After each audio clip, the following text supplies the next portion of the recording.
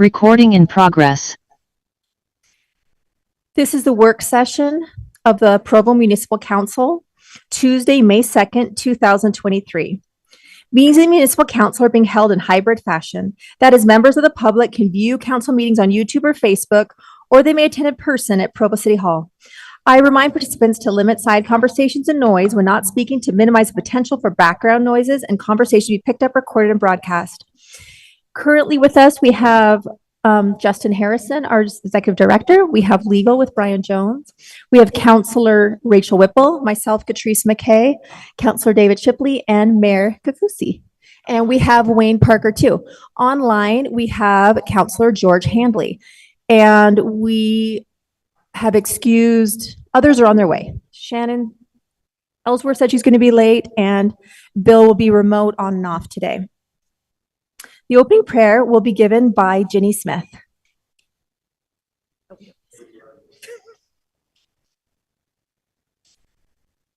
Our dear Heavenly Father, we're grateful to be here today in this beautiful city, a gem in thy world, and to be among good people trying to accomplish the things that need to be done to make our lives better and safer.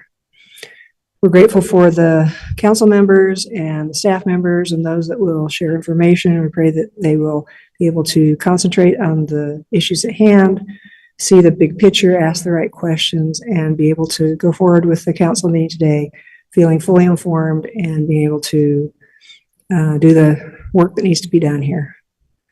We pray for thy spirit to be with us and for good thing to happen for Provo. We say these things in the name of Jesus Christ. Amen. Thank you, Mrs. Smith. Although this is a public meeting, only the presenters and those invited by the council may speak or ask questions. Unless otherwise invited by the chair, please wait to speak until called upon by council chair. It is proposed that we approve the following minutes. April 18th, 2023 work meeting. Are there any objections or requested changes? All right. With no objection, we will declare the minutes approved by unanimous consent. Okay, first we're looking at an ordinance amending the zone map of approximately 0.48 acres located at 2050 North Canyon Road from general commercial and two-family residential to medium density residential, authorizing a related development agreement. And this will be presented by Aaron Ardmore, our planning supervisor. Thank you, Council. Chair McKay, Aaron, would it be worth reading 1 and 2 in at the same time? Because yeah, number 2 is the general plan. Let's do it. Yeah, same thing. Thank you, Brian. An ordinance amending the general plan map classification of approximately 0.23 acres of real property generally located at 2050 North Canyon Road from commercial to residential, Pleasant View neighborhood. And this will, Aaron will be presenting both. Yeah. We'll talk about both of them. I'll do them together if that's okay. So these will be on your agenda tonight. So the property is here on North Canyon Road, just north of the BYU Stadium and the new Highline Square, or not Highline Square, Temp Towers Apartments. So the concept that was in front of the Planning Commission last month was for 12 one-bed residential units on this site with access off of 2190, I think it is, 2100. There's a zoom in of the concept plan. Some renderings. You'll notice that there's some text there about the parking being provided with the concept plan and the height provided with the concept plan. Those things are going to be locked in with the development agreement if council approves this zone change. So the general plan is needed because one of the 2 parcels that the applicant owns is commercial in the general plan, as you see there, and the other is residential. So to make this work and to be clean, both would want to be residential.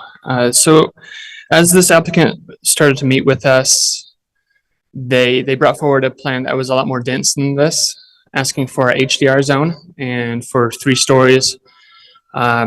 Staff and early neighborhood meeting he had with the Pleasant View neighborhood indicated to him that there's some concerns, both from the residents adjacent to the property and from staff. This is a good example of an applicant that's willing to work through those issues, work through the concerns, and revise his plans, revise the project that still works for him, but also satisfies those major concerns that we had. So we come to you with rezone requests sometimes, and that's not always the case. Sometimes people will just want to push through. Sometimes people want to get as much density as they can on a lot. I think this is a good example of someone that's working with the staff and the neighbors to provide something that works well in the neighborhood. So that's what's in front of you tonight. We have a draft development agreement tied to this that will be a part of it. But if you have any questions for me that I can prepare before tonight, that'd be great. Thanks, Aaron. I do have a couple questions. I do love the process this went through. I watched Planning Commission and talked to some of the residents, and I love it that he did listen and make some adjustments. Now, he mentioned interest in owner occupancy. Do you know if he gave a percentage on that or what his plans are in regards to that? Could that be part of the development agreement? He hasn't shown it in the development agreement. What I understand is from discussions with him, he'd want to put it in his CC&Rs.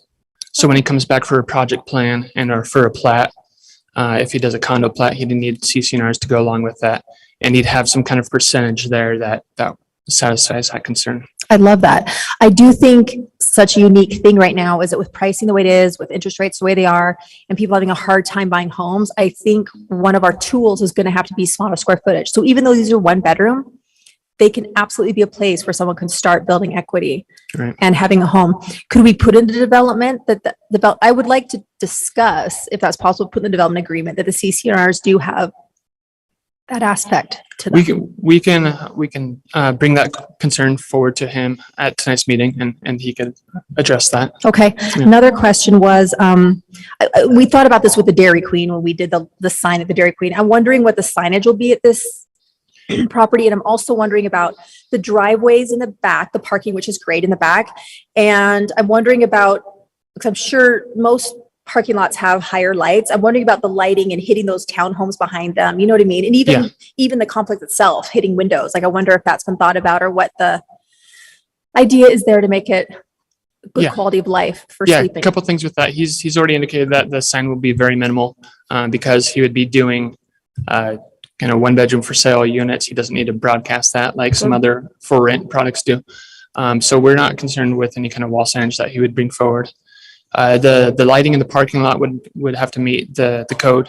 So it says specifically they can't shine onto adjacent properties. The light has to stay within the parking lot.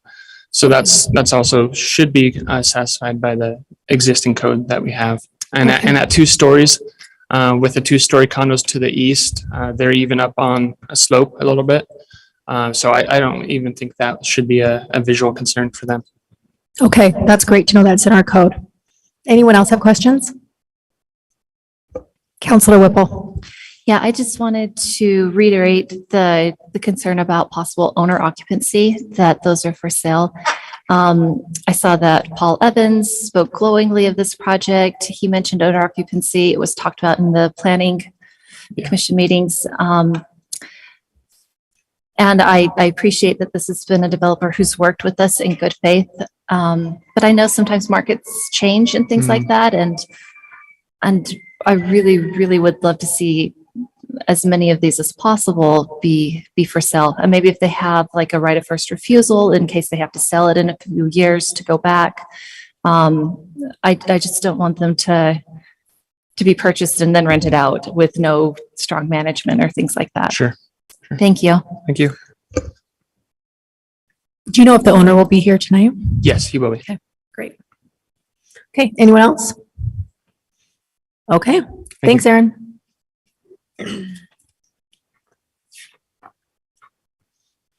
All right, we're on to a resolution accepting an annexation petition for further consideration for approximately 9.1 acres of property generally located at 5500 North Canyon Road, North Tipview neighborhood. And this will be presented by Brandon Larson, our planning supervisor. Thank you, Chair and Council. Good to be with you. This is another annexation. This one's a little smaller than the last one. This is the Smith Provo annexation, 9 acres near the Indian Head Trailhead Indian Indian Road Trailhead. So I'm going to tell you a little bit about the property, tell you about the purpose for the annexation, and then talk a little process with you. So again, this is 9.1 acres in the just very northeast end of the city. We still have quite a bit of unincorporated land up along Canyon Road, right before you get to University Avenue. So you can see the subject property has two parts to it. The majority of the western piece it's a lot of road area there. And then of course, a dwelling site. And then up on the easterly side, you've got a little bit of land that's in that is in agricultural production and a city water facility. So it's my understanding that there was consideration given to trying to bring in other properties with this, but it didn't work out. And so that's why you kind of you've got this kind of bisected annexation proposal here. Brandon, what is the jurisdiction of that middle section between it? It's all unincorporated Okay. county there. This is land that is in the TR5 zone in the county, which allows for a lot denser development than it could. Well, it allows for half-acre development and even small subdivisions and so forth. And so it's this land again is brought to us by the Smiths. The Smiths they own this land here and the dwelling site there. Their desire isn't for any development at all. They want to bring it in. They feel like and I'll let them speak to this later, but they feel like this bringing the land into the city actually helps them to preserve the agricultural nature of this land. Staff sees a couple of good purposes for this. Number one, we get to bring our own city facilities into our jurisdiction. We've got not only the water tank, but we also have a little pump house there as well. The other thing too is we've got a property owner who's been dealing with some issues with trying to protect their property. They've had help from the city police in addressing some altercations that have happened on the property. But as I noted last time with the last annexation, even if we have the city coming to help out, they're still in unincorporated Utah County and they're not subject to the city code requirements. So that is a problem.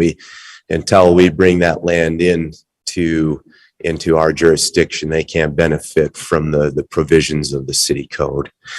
So those are two benefits of bringing this in.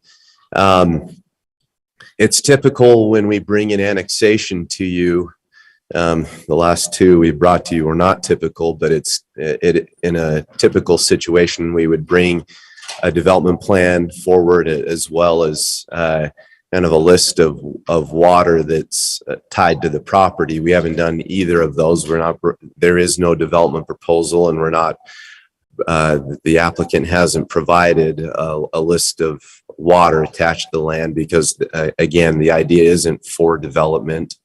The idea is to just keep it as it is and to allow that property to remain in agriculture for the foreseeable future. So as far as process goes, we're just right now bringing this to you with a resolution to accept this for further consideration. So we can keep that process going. After here, it goes to the city recorder for her and the county attorney's office to look at it and make sure that the petition includes all the necessary documentation. And then if it does, then she certifies it, and then it triggers a 30-day public noticing period, and then it would come back to you for a final decision. So again, we're just asking you to consider tonight accepting or adopting the resolution, so this application can be given further consideration by the city. If you have if you have questions for me, I'm here to answer them. Thank you. Yep. Do we have questions? Check. George is not having any online. Counselor Hoban, anything? All right. Actually, Counselor Whipple, I do just want to say I'm really glad to see this. I'm really glad to see this happening, and I fully support it. And I'm grateful to the Smiths and to the staff that have been working with them to move this forward. So I'm very happy to see it. I concur, George. And I want to recognize that Travis Hoban has joined us. But yeah, the Smiths are longstanding members of the city, and I think this is going to be great for both the city and them. Any other comments? All right, thanks so much. Thank you. Okay, a resolution appropriating $1,060,000 to the Mountain Vista Fund for completing the Mountain Vista Business Park Road construction project. And this will be presented by Dixon, our Assistant CAO. Council Chair, council members. It's a little project that we've had going down in Southeast Provo for the last 20 plus years or so.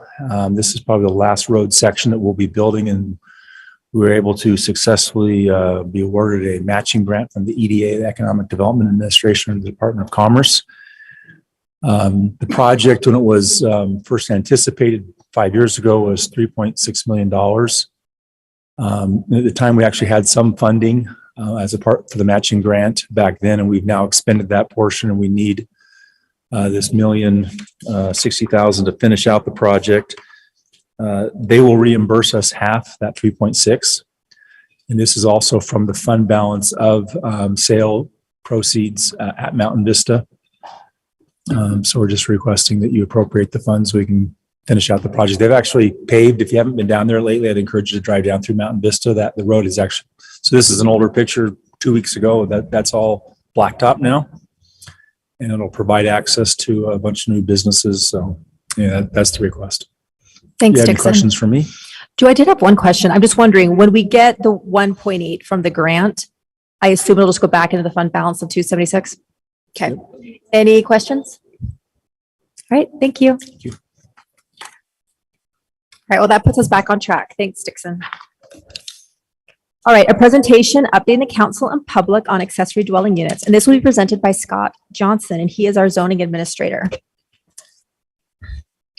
Council Chair, council members, thank you for this opportunity to come back and talk to you about where we are with what's happened with the ADU updates. If you remember, not too long ago, you as a council adopted some expansion to ADUs throughout the city. One of the big things that happened was allowing a process for properties east of I-15 that were not previously in an ADU area to go through a process to apply and potentially become individual properties that would be allowed to have an ADU. We are continuing to work with IS to get the application process set up in our system so that applicants can go through as per the code requires. In the meantime, we have been receiving applications and processing them manually to help them get through that process to be approved for an ADU. Really quick, some numbers. Overall, since that those new changes were adopted, we've had approximately 40 general inquiries about the new process. Total applications. So for ADUs, this is total across the board. We've received only 14 since the adoption of the new changes. 7 of those are applications that are going through this special use process. So they're east of I-15 and not in an ADU zone. 6 of those applications are in zones that were already approved for ADUs. And one of those applications is on the west side, which with those new changes completely opened up the west side for approval. Excuse me. Just as a side note, of those 14 applications, 6 of them are in process of being constructed. And so they're going through building permit processes. So we're waiting on that to go through before we finish our process of approving the ADU. And overall, we've, excuse me, I love the pollen this season. It really gets my voice going. So 4 ADUs have been approved since the adoption of the new section of code. And we've received 1 request for a larger area to go through the shorter process rather than doing a full zone change, but a more condensed process of getting their zone or their neighborhood approved for ADUs. And that area consists of 30 properties. And with that, I'm happy to answer any questions you may have. Counselor Shipley? Yeah, can you speak to the application with the 30 properties? Is there a status update at this point? Is it hung up by something specific that we can help as a council to? So I'm not aware of anything holding that up. That application, we determined the planning department, since it's closer to a zone change amendment, they're more familiar with that process. So they're the ones doing that. I don't know if Aaron's still here. Nope. But I can get that information if there's any holdups. I'm not aware of any. I haven't heard of any hangups on that. Okay. And generally speaking, I mean, I look at these numbers and I'm kind of underwhelmed by the demand. Did the department expect a lot more? Because obviously we got feedback when we were discussing this, that this was just going to overwhelm the city within months of passing something to expand this, and it doesn't feel like that at all.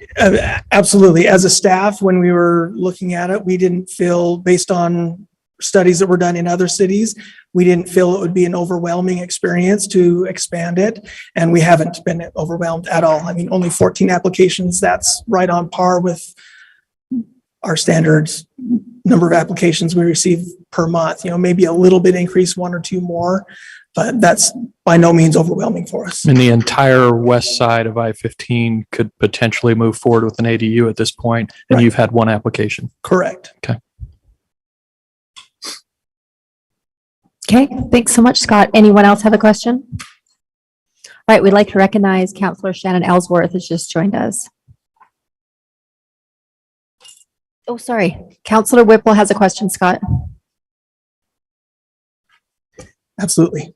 I was gonna let go, but I was just curious if we have people applying to do ADUs who had gotten a notice of violation for operating an ADU without a permit. I can't think specifically. I would say that definitely would be the case. I know our code enforcement team have been addressing concerns of people renting out portions of their property.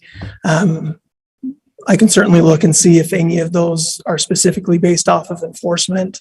I would venture to say there probably is 1 or 2, but I don't believe it would be a large number of them. Okay, I was just curious because I know we do have still in the city ADUs that are operating kind of under the radar. Right. And I would love to be able to use this process to bring more of those into compliance so that we've got better protections for those tenants and everyone involved. Right. And my staff has been really good at educating property owners to let them know, here are the requirements. If you want to go through the process, here's what you need to do. Wonderful. Thank you so much. Yep. Thanks, Scott. All right, a presentation regarding efforts addressing homelessness in Provo City. We're going to hear from Community Action Services and Food Bank, and this will be presented by Jessica Miller, and she is the Community Strategies Director at Community Action Services and Food Bank. Chair McKay, Ms. Miller isn't here yet. If we want to go ahead and either take our break early or jump ahead to the next Let's item. go on to the next one. We have Bill here. Let's do a discussion on parking requirements in the downtown core, and this will be presented by Bill Pepperoni. Is that Jessica outside the window? Does anyone know if? Maybe should we let her go since Bill's going to be long and we want him to be long?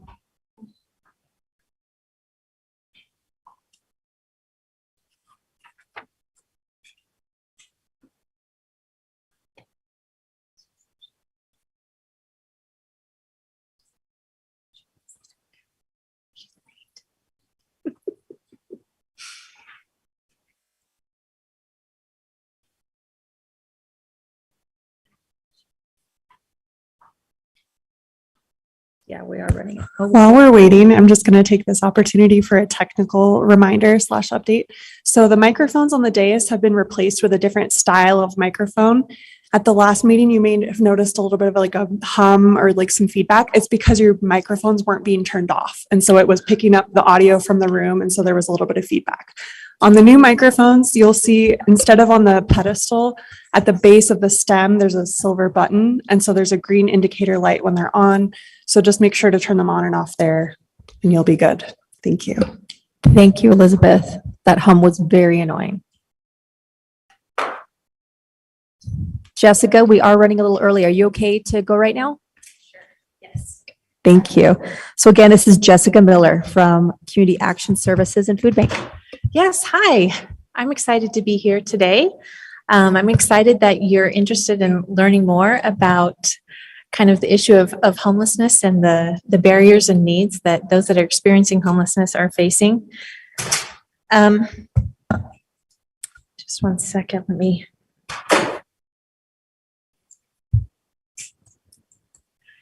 I'll start off and tell you a little bit about myself. I am the Community Strategies Director at Community Action Services and Food Bank, and I've been there since July.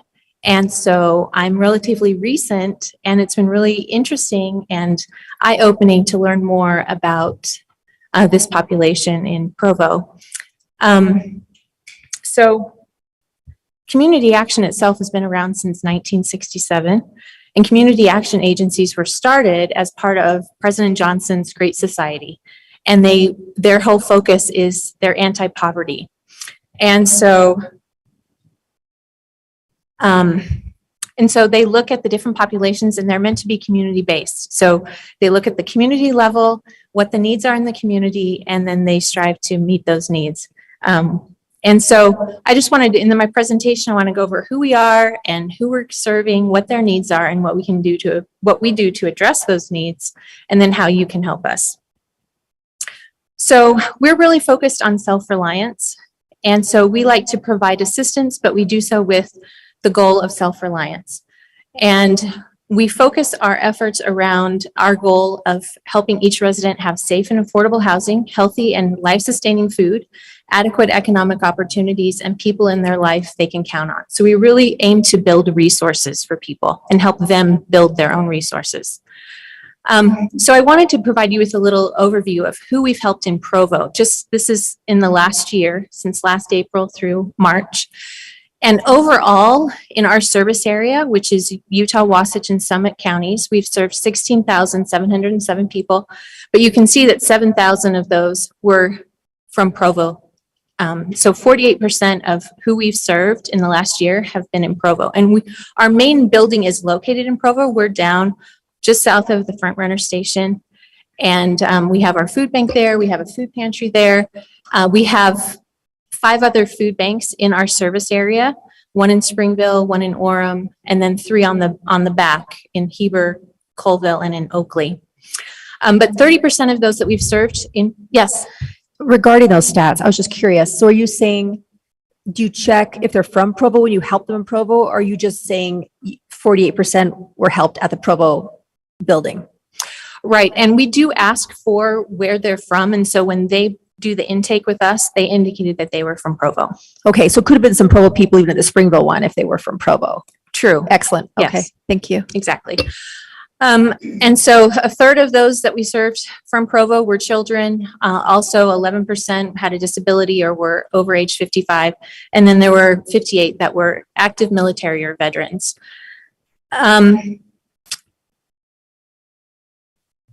Same population in Provo there were over 3,000 households.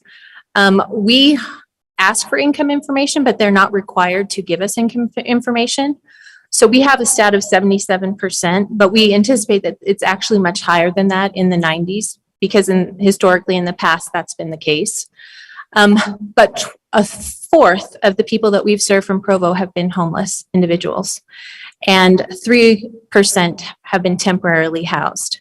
And so we really strive to help people along this whole continuum of housing. And I can show you a chart of that coming up. But because we are community-based, we have the mandate to find out what the community needs are so that we can best address them and serve them. And so we do that. We have a tripartite board. A third of our board are made up of public officials or the representatives. A third are from the public sector or the private sector, and a third have actual lived experience with poverty and or homelessness. And so that's really valuable because they have that lived experience that informs what their personal experience has been with homelessness. But we also have resources at the table, both public and private, so that we can work together to address those needs. We conduct every 3 years a community needs assessment. And part of that are surveys of our clients, interviews of our clients, but we also look at the broader low-income community in our service area, and we conduct a non-client survey and a community leader survey, as well as we have focus groups of our staff because they're seeing our clients on the day-to-day basis. And so we use that to compile and prioritize needs within our service area. So top 4 needs. It probably isn't a surprise to anyone that the top need that we're finding is more affordable housing. Another need is livable wages that keep up with inflation in housing. We need greater food security and improved access to healthcare, including mental and behavioral health supports. And really the housing issue is so big that it really has impacted all of those other needs. We've had high housing costs. Housing has gone up, rents have gone up at least 11% over each of the last 2 years. And housing prices have gone up, into the 40% increase from 24 months ago. And on top of that, we've had inflation. And so each dollar is buying less, and there's fewer dollars less for anything other than paying for your housing. So I wanted to talk about affordable housing, kind of thinking about musical chairs. I think all of us have probably played musical chairs. And so I want you to imagine you're coming to a party. You can decide how old you are in this little imagination process, but you get there and the activity at this party is musical chairs. You are on crutches, you have a sprained ankle. And so you can kind of anticipate that you're going to get out pretty early in musical chairs, unless you decide to use those crutches as a weapon. You're going to get out early, and the music starts, people walk around, you hobble around, the music stops, people scramble for seats, and you are left standing without a seat. And this scenario is very similar right now to affordable housing, to housing in general, because it is so scarce. And when housing is scarce, vulnerabilities and barriers are magnified. And so you might ask yourself, well, what caused you to lose at musical chairs? And was it that you were on crutches, or was it that there just weren't enough seats for everybody? Because if there had been enough seats, you would have gotten a seat, even though you were on crutches. And so with affordable housing, right now, not only is the issue about affordability, but it's just about the housing stock in general. There just aren't enough houses in different situations, and that's making it even worse for people who have those vulnerabilities and barriers.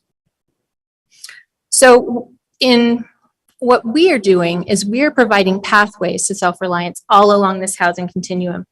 And so we serve those that are homeless, we serve those that are housing cost burdened, we serve those that are actually renting housing that is affordable to them. And that definition is if your housing costs, including utilities, are less than 30% of your total gross monthly income.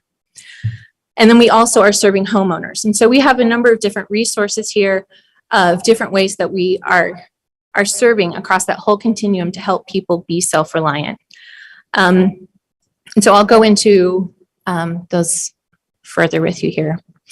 Because we are talking about the homeless population, I wanted to start off with what we are doing to get people housed. So when someone comes into us, we just had a gentleman come in today who has been homeless for 11 months, and he's working full time. He's working for his brother in construction, and he's been off and on dealing with homelessness for 11 months, but he was divorced 11 months ago and he's paying $2,200 a month in child support. And so he's really cut out every other expense that he has so that he can pay this child support.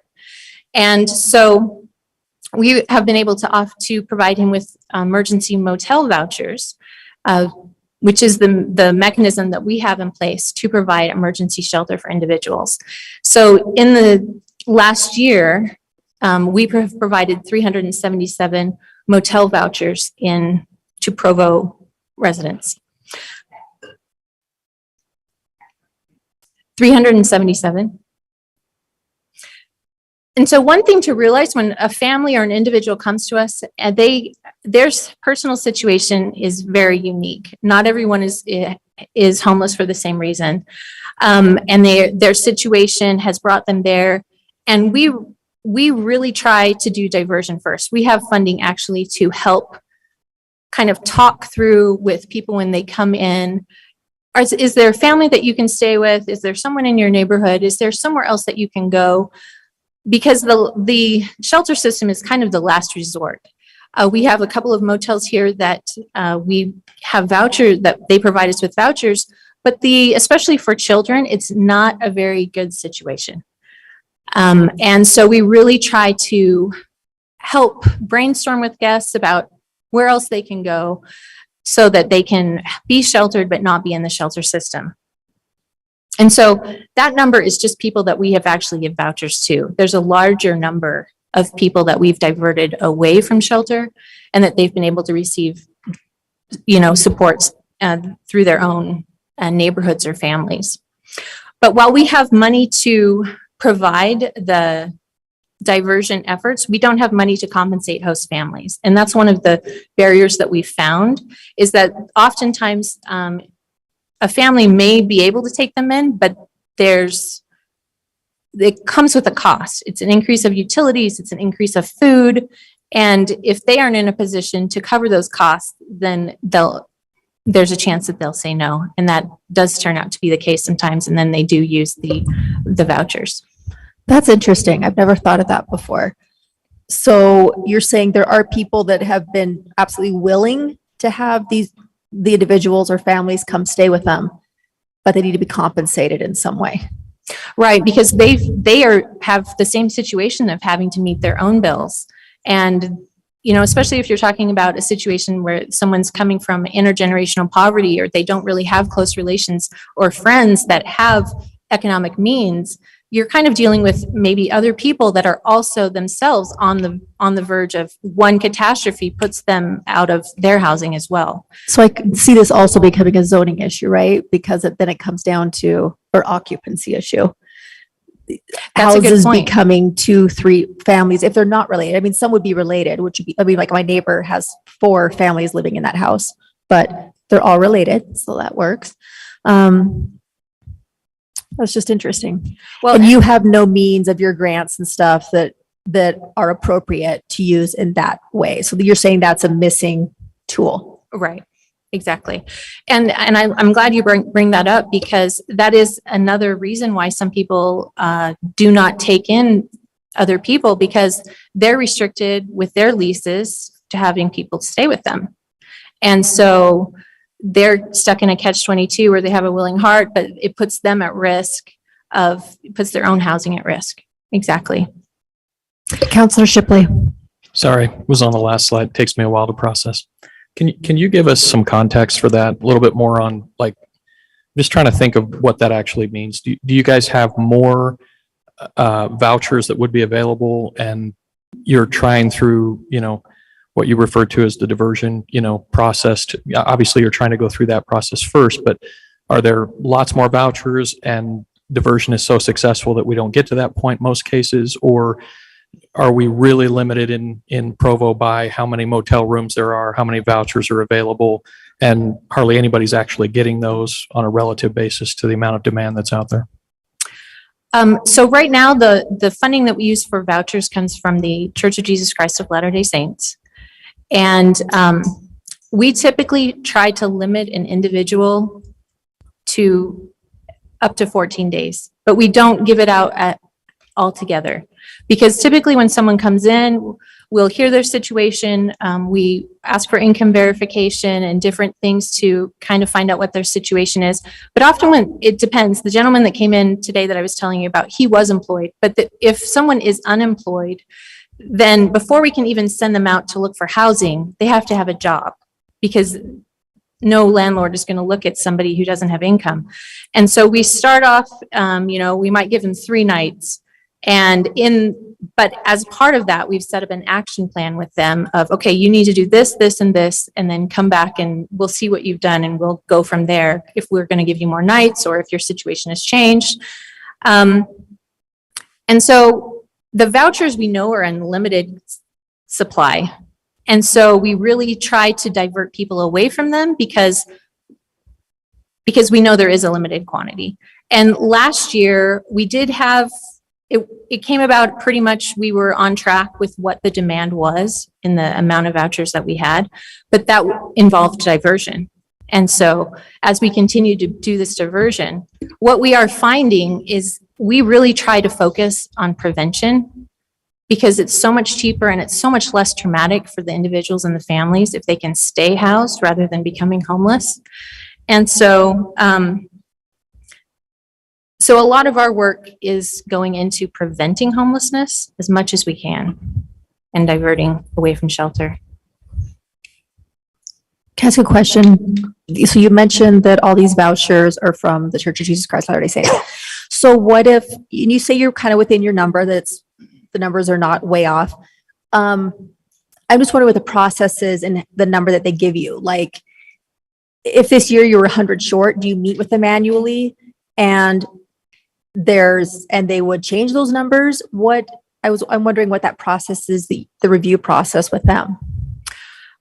Well, we have a grant for just a lump sum, and then we really try to be smart with those dollars. And so if it comes close to the end and we're short, then we reach out to them and we can reapply, and then it's just up to them, what they decide and that process, how it works out. So it's just kind of, it's a reapplication process. Are you the only entity that they do that with? Or do they do these motel vouchers with other entities like Encircle or something? I believe they are doing them. I think they probably are doing them also like with the domestic violence shelter. And actually, I don't know if that's true, because we really try to keep kids out of these motels. But you know what? Maybe for staff, this would be another entity that we should talk to in this. Thanks, Malia. All right, thank you. Yep.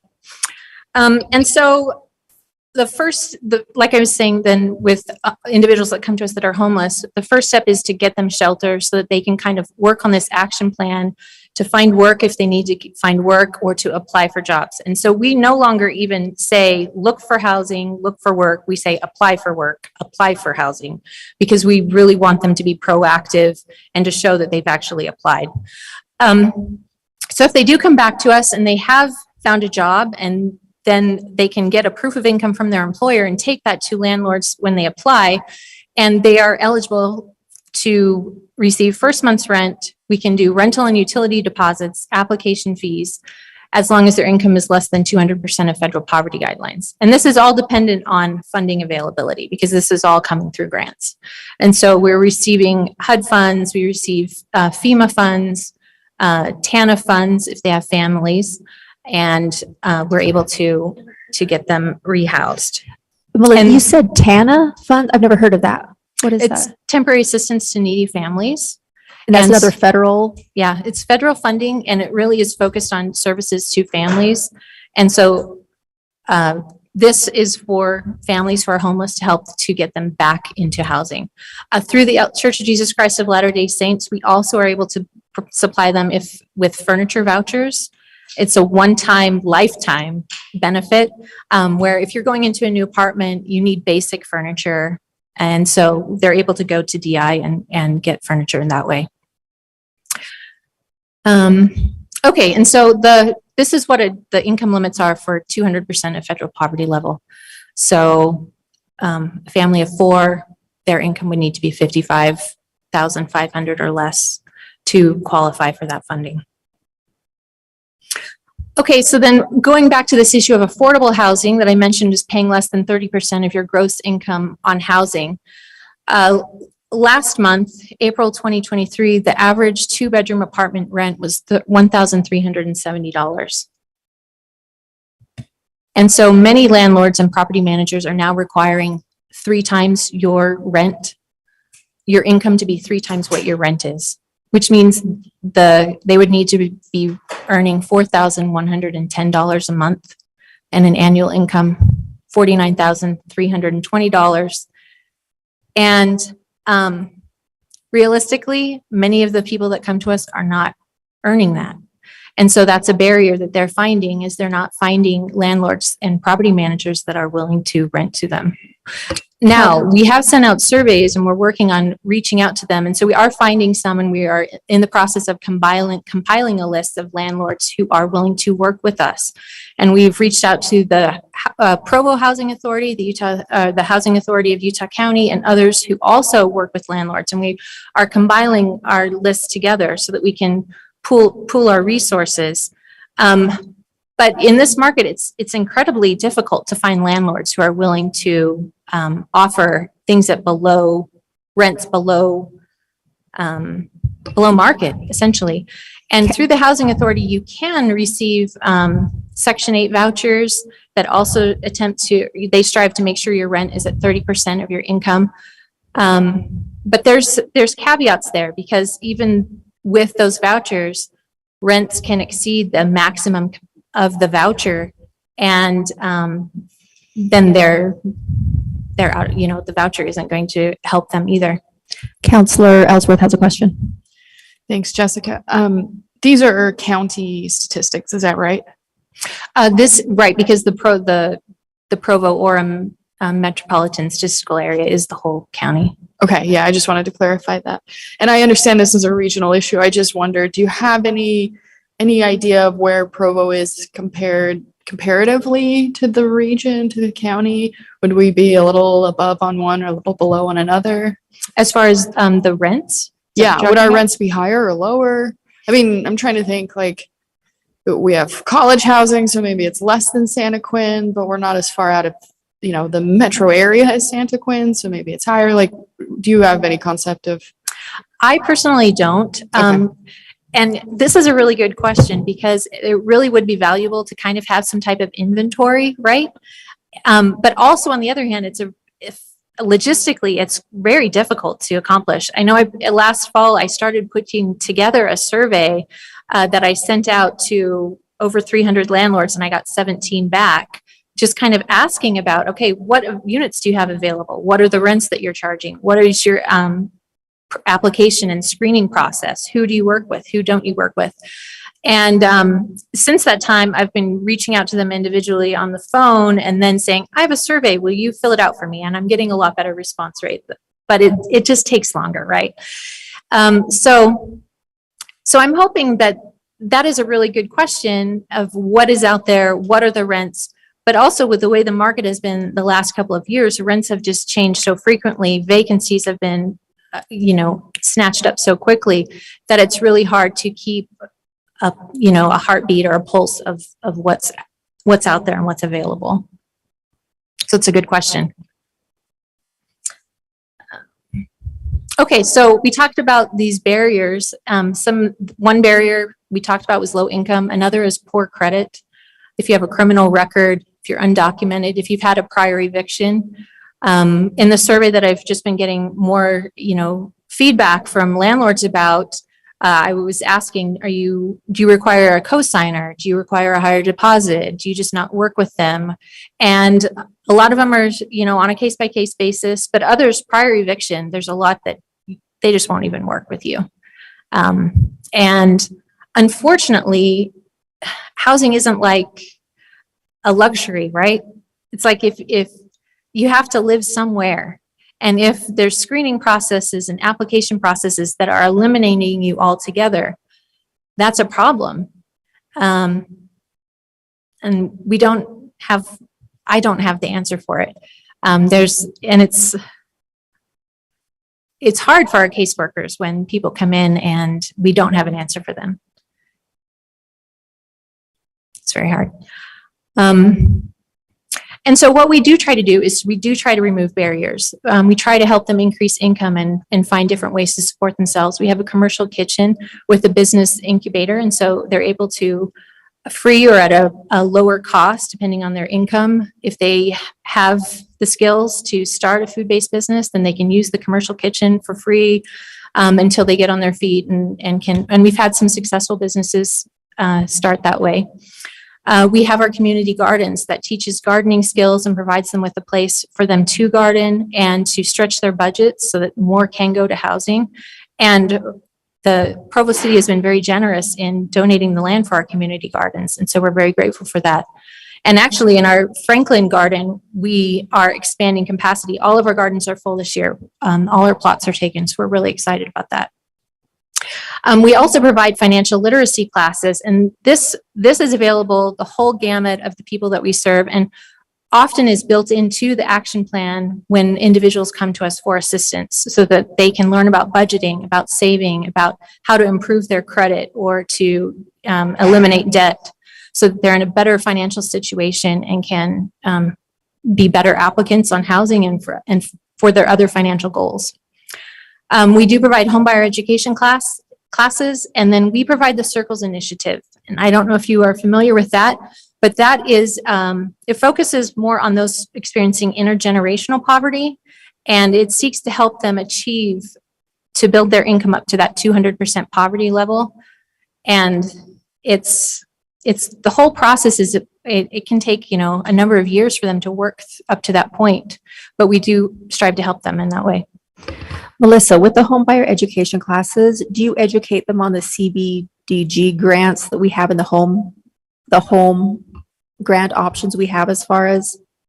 I don't know. I'm going to have to check on that. I'll have to see if that's a particular item that we cover in those classes. Because my understanding is that not always all that money gets used. But Okay. Melissa McNally is who's over that within the city. Okay. But it'd be great to get that advertised wider Yes. if it's not being done. Okay. Yes. And those funds are available to residents living in specific neighborhoods. Is that correct? Yeah, it's, certain. Yes, I don't Okay. even, I don't know if those funds are just available to certain neighborhoods or if it's like a certain income bracket or I don't know Okay. where. It's an income bracket, so it's not specific. There's some funds, like when they do a road, they have to be used in a certain neighborhood, right? That it fits a bracket. But Mhm. as far as the homes, it's just the person has to fit the bracket. Okay. Yeah, because I know that we apply for and receive CDBG funds to provide services, but I wasn't quite sure how it worked on the individual resident level. So, and so these are a number of different ways that we really strive to remove barriers for the people that we serve. Okay, and so then, like I mentioned, we really try to focus on keeping people housed and preventing evictions. And right now, we're really seeing a lot of people come in for this type of assistance, especially after the COVID. There was a lot of assistance during COVID, and that's now gone away. And so we're having more people come in, and we're working with landlords and helping families to, have that rent assistance so they can get out and look for their own, whether it's a different job or income to provide for themselves. And did you have a question? Yeah, so going along with this, how often do you see people coming in who are facing eviction that's essentially in retaliation for asking for repairs or service for their property? That's a really good question. I don't know that off the top of my head, but I can definitely go back and find out, if we have had that experience. I know that we've had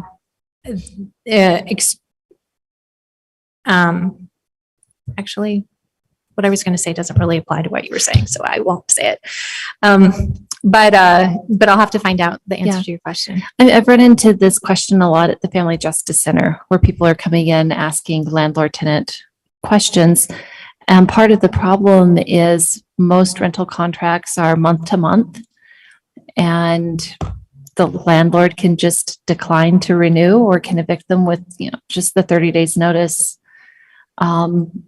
So there's just no protection. Like, even if you've got a place, you're not guaranteed to be able to continue living there. Right.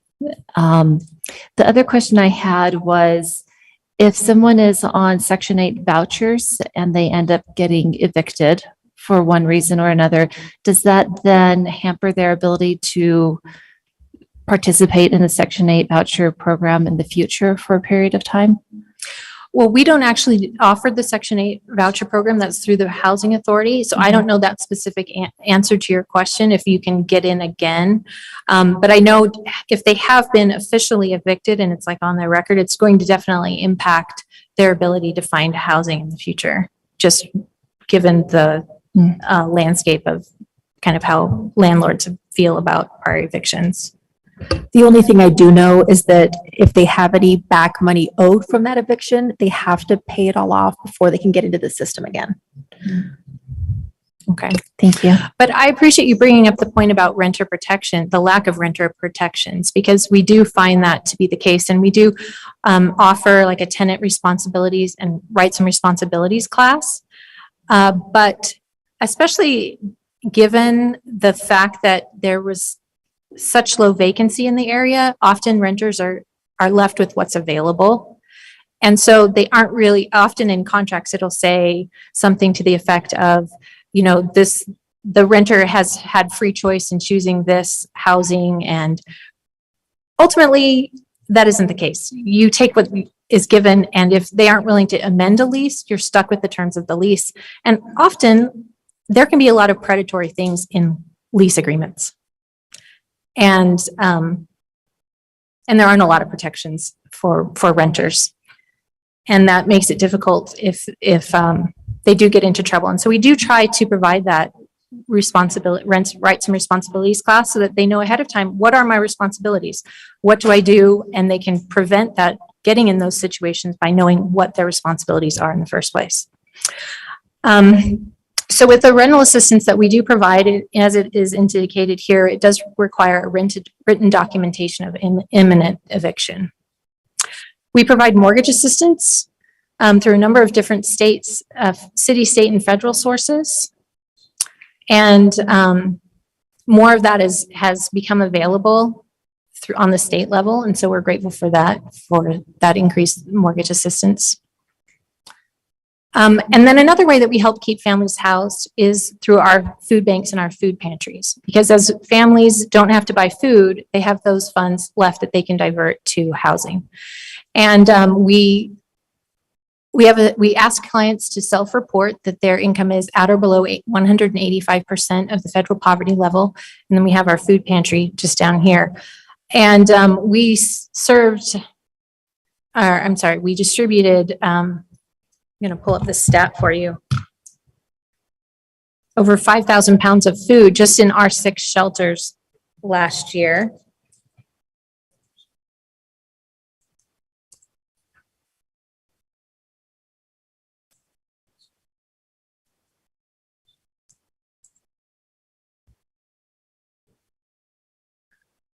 Sorry, just one second.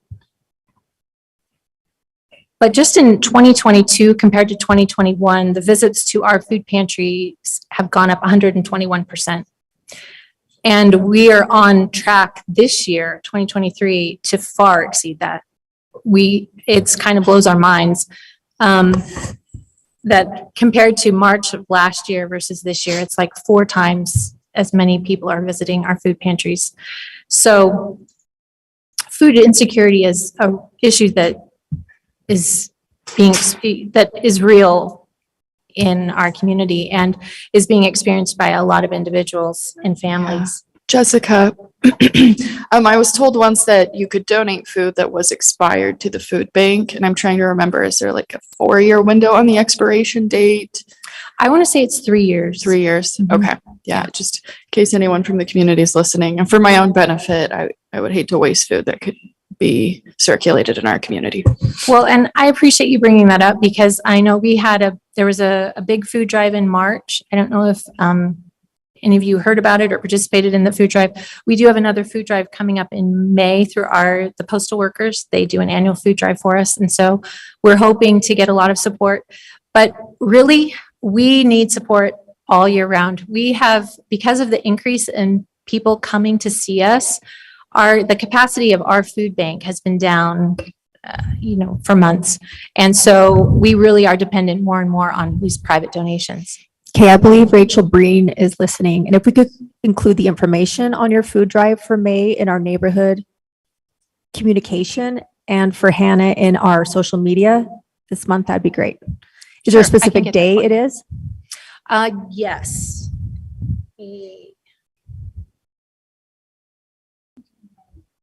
Yeah, you could just You know what, I'm email not our on the staff network, because you so- communicated with them. Just email our staff later. Okay. Yes, and so that's another great way that the community can support us is just by providing those donations. Volunteers, we had over 17,000 or 16,000 volunteer hours last year, and we really appreciate the support that we get from the community, and it really does make a difference. So this fits right in with what we wanted to talk about next in ways that we can help. And so I really think that there's value in an intentional investigation of how we can provide additional housing, especially affordable housing in our communities. And then if we can have support for a general population non-congregate shelter in Utah County, because right now there isn't one. And that's a gap in our community. And then also to just focus on how we can improve food access throughout the city. We're excited Target's coming in down here on the south end. And especially when you're in a low income, transportation isn't necessarily stable and you're paying for the bus, you have your bags, your distance to the grocery store is a big deal. And so if we can work on improving access to a grocery store throughout the cities, that makes a difference to those that are experiencing poverty. Right now, as far as the motel vouchers you use and the housing that you help people get into, what percentage of it would you say is in Provo proper? That's a really good question. I don't know the answer to that. As far as like the units themselves?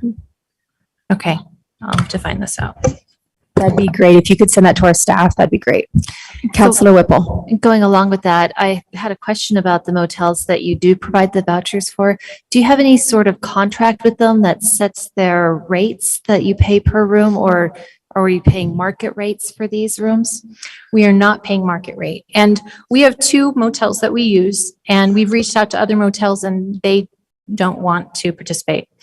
And so we, I believe it's $70 for the first adult, and then we pay $15 for the second adult, 10 for children over 12, children under 12. So it's 12 and up are $15, and then under 12 or 10, sorry, the pet is 10.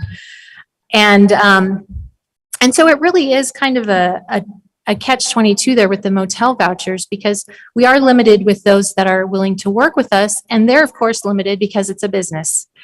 And so the conditions there at the motels is not the best, but we aren't paying market rate.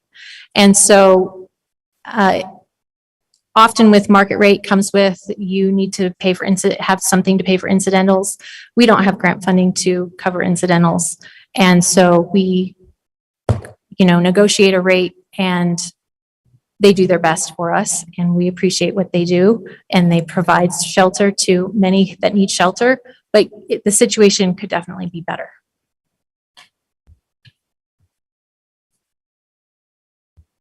And that's my presentation. If you have any questions, you can reach out to me. Here's my contact information. And I will work on getting answers to the questions that you had for me. And if there are any additional questions, I'd be happy to answer them. Thank you so much, Jessica. Any questions? All right, we appreciate you getting back to us, and thank you so much. Thank you very much. Okay, now we will do a discussion on parking requirements in the downtown core, and this will be presented by Bill Pepperoni. He's our Development Services Director.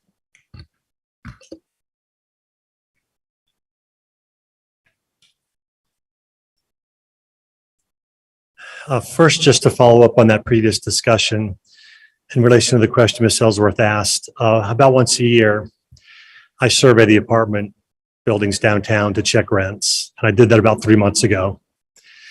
And that $1,370 per month is more in line with our 1-bedroom units now. The difference between a one bedroom and two bedroom is about $300.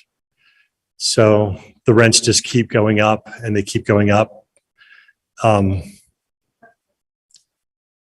sorry. You said downtown, is that like Mazer Joaquin area? Does it include like a student rentals or?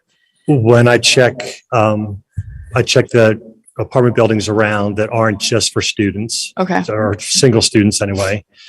And I go outside of the downtown area, just I Okay. check around more broadly Gotcha. than that. Okay. It's just a kind of a comparison I do to try to keep up to date on what's happening in the market. Okay. So it's like a one bedroom is about 1,300. Yes, Okay. that's right. Thanks. I appreciate the council being willing to talk about this issue. The staff reached out to council leadership with this because we recently had several businesses trying to go in downtown that needed parking exceptions. It's been my experience that anytime you have a rule that people frequently are asking for exceptions to, there may be a problem with the rule itself, and we probably ought to take a look at that. I think we can all agree that we don't want to see empty storefronts downtown. I think we can all agree that downtown is very unique, not only to Provo, but to Utah County. And so we may need to treat it a little differently. What our practice in downtown has been for many years is that all the businesses are non-conforming as to parking under today's ratios and standards. If a restaurant goes out of business and a new restaurant comes in, we just say similar use and we just call it good and we let the new restaurant go in. The problem we've been having is when one type of business, one standard land use code goes out and a different land use code goes in, we can't just say that's non-conforming to non-conforming. If a restaurant goes out but a retail business goes in, the planners have to say, well, that's not the same use. Now you have to meet parking.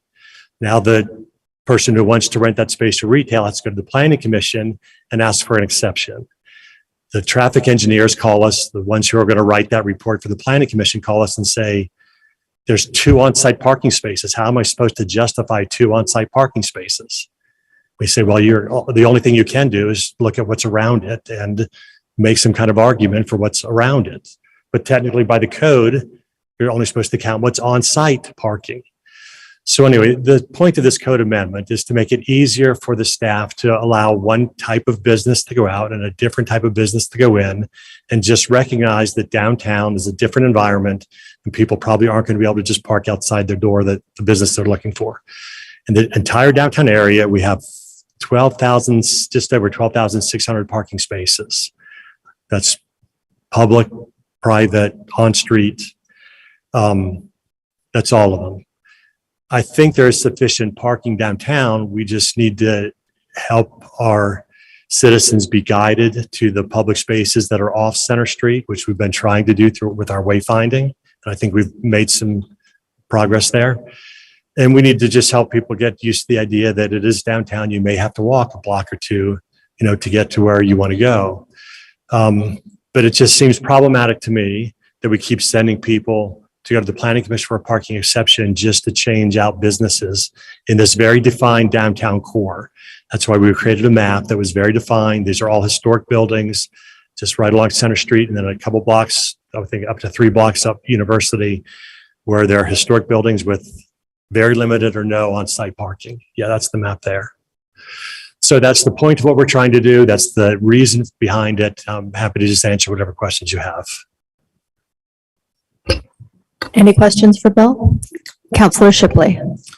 So the idea is to change the rules so that when a business switches out, it's already non-conforming, but when it goes from like a restaurant to retail or vice versa, there wouldn't be some kind of requirement to go back to planning to justify an exception for parking. That's right. So Planning commission can be really hard on parking in some cases, but they're very sympathetic to this environment because it is really different. They just had one that went before them that they were trying to find a way to approve it and justify it because everyone was acknowledged all those things that I've just said. I'm sorry, I interrupted you. Yeah, so really we're just trying to take out a step that's been pretty cumbersome for business owners as they've switched, but there wasn't anything that prevented it. It just made the process longer and more cumbersome. And expensive. It costs about $3,000. The last person who went through this told me he spent on the Just to traffic study study. Yeah. Okay. Any other questions? Counselor Whipple? So this change would also help with staff time Absolutely. as they're processing it. So I noticed that the old city center building is not included in our little red area. But is that because we don't know what the use for that will be in the future? Our Or thinking there because was it's that not as, old buildings that are kind of established already? right, because that's now, has now come down and something new is going to be built. That new building should have to meet today's code. And that's how we would treat anybody downtown. If you're going to demolish something and build new, then yeah, you have to meet today's code. Now, in a weird case or strange case or unusual case like Los Hermanos that had the fire, we've met with many people over the months who've wanted to do something with that. We've told them that with the footprint of the building, we won't require any more parking. That was a restaurant for years. It's commercially established. We won't require more parking. But if you add square footage above that, if you add new residential, if you add office space, you're going to have to find a way to park that. Okay.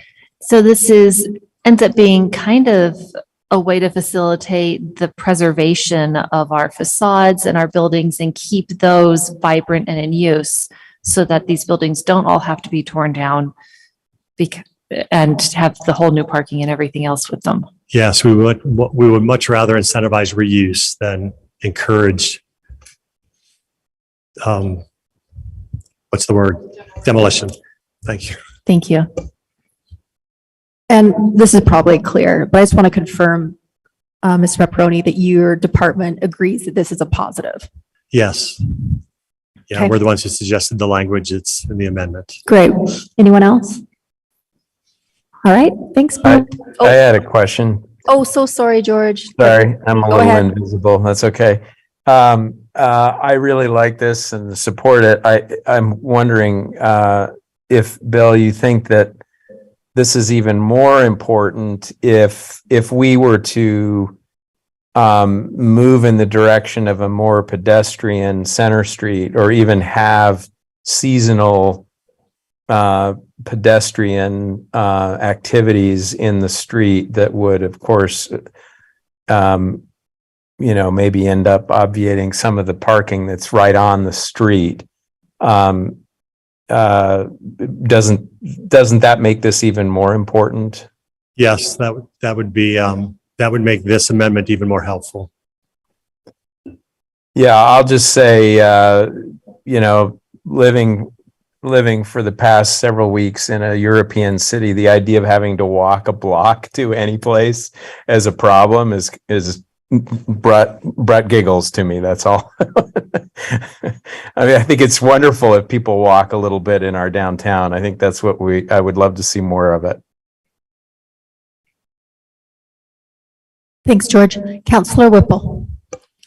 I was just wondering if there are any other areas in the city where something like this might be appropriate, where we want to preserve older buildings or use, but there is not on-site parking available. Yes, it's certainly been an ongoing problem down in the startup district. The thinking of staff was that if the council was willing to allow this to happen here, this would be kind of a test case or a first step towards maybe looking at other areas or a larger area. But we thought we better start with something that was very manageable, pretty finite, to see if it will work, see if the council will embrace not only the initial amendment, but the ongoing practice. Thank you. Thanks so much, Bill. Any more questions? All right, thank you. Thank you. Do you know what? Bill always goes under time, which we love. Okay, we'll take a break right now. Let's do a 15-minute break because we are so early. So we'll be back here at 2:15.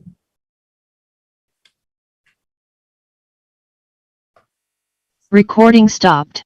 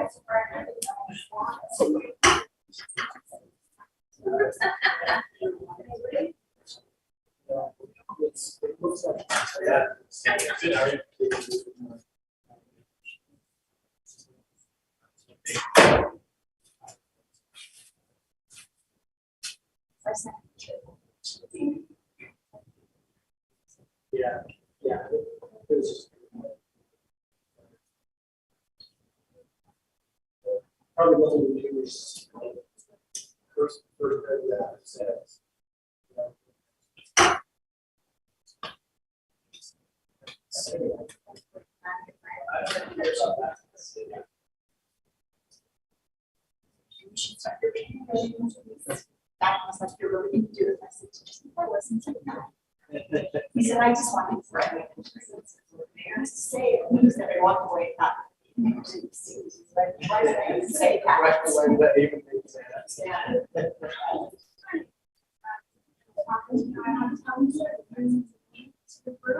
Yes. Yeah. I said yesterday. So this is really very new. That's fire. Yes. Love it. So, yeah, so I just need to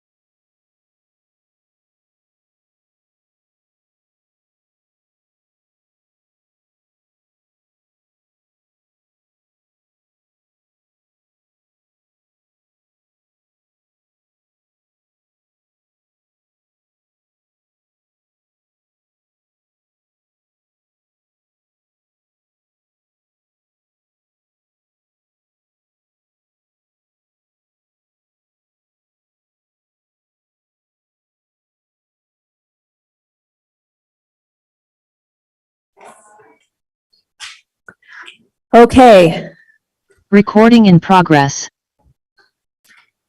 we are going to have a discussion regarding zoning code, and this will be presented by our policy analyst, Michael Sanders. Good afternoon, council. So this item is coming to us from the council issue tracker. It's sponsored by Chair McKay and co-sponsored by Vice Chair Whipple. It's regarding some options about modernizing our zoning ordinance, our zoning code. Right now, we use a Euclidean form of zoning or the standard land use code, the four-digit exclusionary zoning. And we were asked specifically to look at form-based zoning codes as a potential option for modernizing it. So just quickly, we'll just go through what Euclidean zoning is, what form-based zoning is, and just some final notes and suggestions. So up there on the screen, we've got Euclid, the Greek mathematician and father of geometry. That is not what Euclidean zoning is named after. Like that, I thought that when I started looking at this, but it does actually have a lot to do with geometry sometimes because there's lots of lines involved in it. So this is actually a zone map of the village of Euclid, Ohio, and that's where we get the name Euclidean zoning. It was from a Supreme Court case in 1926 that codified zoning ordinances to be allowed in the United States. So the type of zoning we use here in Provo is Euclidean. It is basically where we take the town or community and we divide it up into different areas, and each area has a specific land use with designated permitted uses there. And it's the most common form of zoning in the United States. So this matrix up here is just has some common land use designations in the city. You guys are probably really familiar with some of these, like single, multifamily, commercial, and industrial zones. So this is just a snapshot of the zoning map of Provo. This is the Center Street area, just to kind of give a visual representation as to how many zones there are and how dispersed they are throughout the city. In Provo City Code, we have 88 different defined zones. And some of them are like agricultural zone, residential, professional office. We have ITOD. The ones that start with pro, those are the pro zones. Those are zones that are kind of really special, like ultra special designated just for specific projects to be able to be built in a different area of the city. So each of these zones has certain uses, and where we get those uses comes from a 142-page document that is taken from the 1969 U.S. Department of Transportation coding manual. And I took a look at this, and it is like bizarre how specific some of these land use designations are. Like there are specific places that you can store canned pork, and specific designations for like where you could manufacture neckties. So like if you could think of any possible thing you can do, there's a land use designation for it in this giant coding manual from the 60s. So just some quick good things about Euclidean zoning. The first thing, it's predictable. We know exactly what is and is not allowed in a particular zone, so there's no surprises on what may or may not be occurring in that area. It's really easy for zoning enforcement. It has been found to protect property rights of people because it has been found that homes tend to retain their value as long as there's like other homes of similar use around them. Same thing with public safety. It has been found that it's good to have things of similar uses all in the same area, and also you don't have uses such as like bars or other entertainment type venues inside of like a neighborhood or something like that. Some cons of Euclidean zoning: urban sprawl. It tends to keep the city as it grows just to be continually sprawling and sprawling. Increased home costs, and also civic isolation, which is, I got this one from, there was a book by Peter Katz. It's called The New Urbanism. It's a pretty landmark planning book. What he said here is that Euclidean zoning produces a separation of naturally integrated human activities of dwelling, working, shopping, schooling, worshiping, and recreating. So Yeah, and a really big con of Euclidean zoning that a lot of our planners have also identified is that it is very difficult to navigate both for the staff and for the applicant. It focuses firstly on the regulatory use, then the operations, and then the form of what the building looks like. So that's kind of the hierarchy of how zoning decisions are made using what we currently use. Then what we were asked to look at was the form-based code, which focuses rather than on the use of the building, focuses more on the design. So as you can see in this picture here, it's a really cohesive look, but what is actually occurring inside of these buildings, it doesn't matter, just as long as when they're built, they match what the code was designated to say. The first modern form-based code was in 1982, so this isn't like a landmark, brand new idea. It's been around for quite a long time. And there is a national organization, the Form-Based Code Institute, that tracks form-based code throughout the country. And currently they have identified about 728 form-based codes throughout the country, very broadly speaking. They kind of use a really broad criteria for what counts as a form-based code. Provo is actually on the list, counting the ITOD zones that they track. So there are 12 form-based codes in Utah, according to the Form-Based Land Code Institute. But as far as how popular this is in the United States, there's 108,000 cities in the United States, and only 728 of them have a form-based code element. So it really is in the minority. So a couple of pros of form-based code is that it's pedestrian friendly. It tends to encourage a walkable landscape, and variety of other pros kind of stem from that first point, such as like reduced traffic congestion and improved air quality, things of that in that use.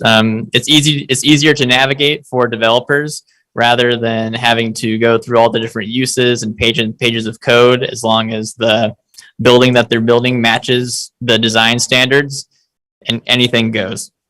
And it's aesthetically pleasing because everything has a cohesive look. And one point that I wanted to mention that isn't on the slide is that form-based code does tend to encourage a mixed use developments, which as we do have a history of positive impacts for the city from mixed use developments, such as the historic downtown reinvestment and mixed use areas that we have.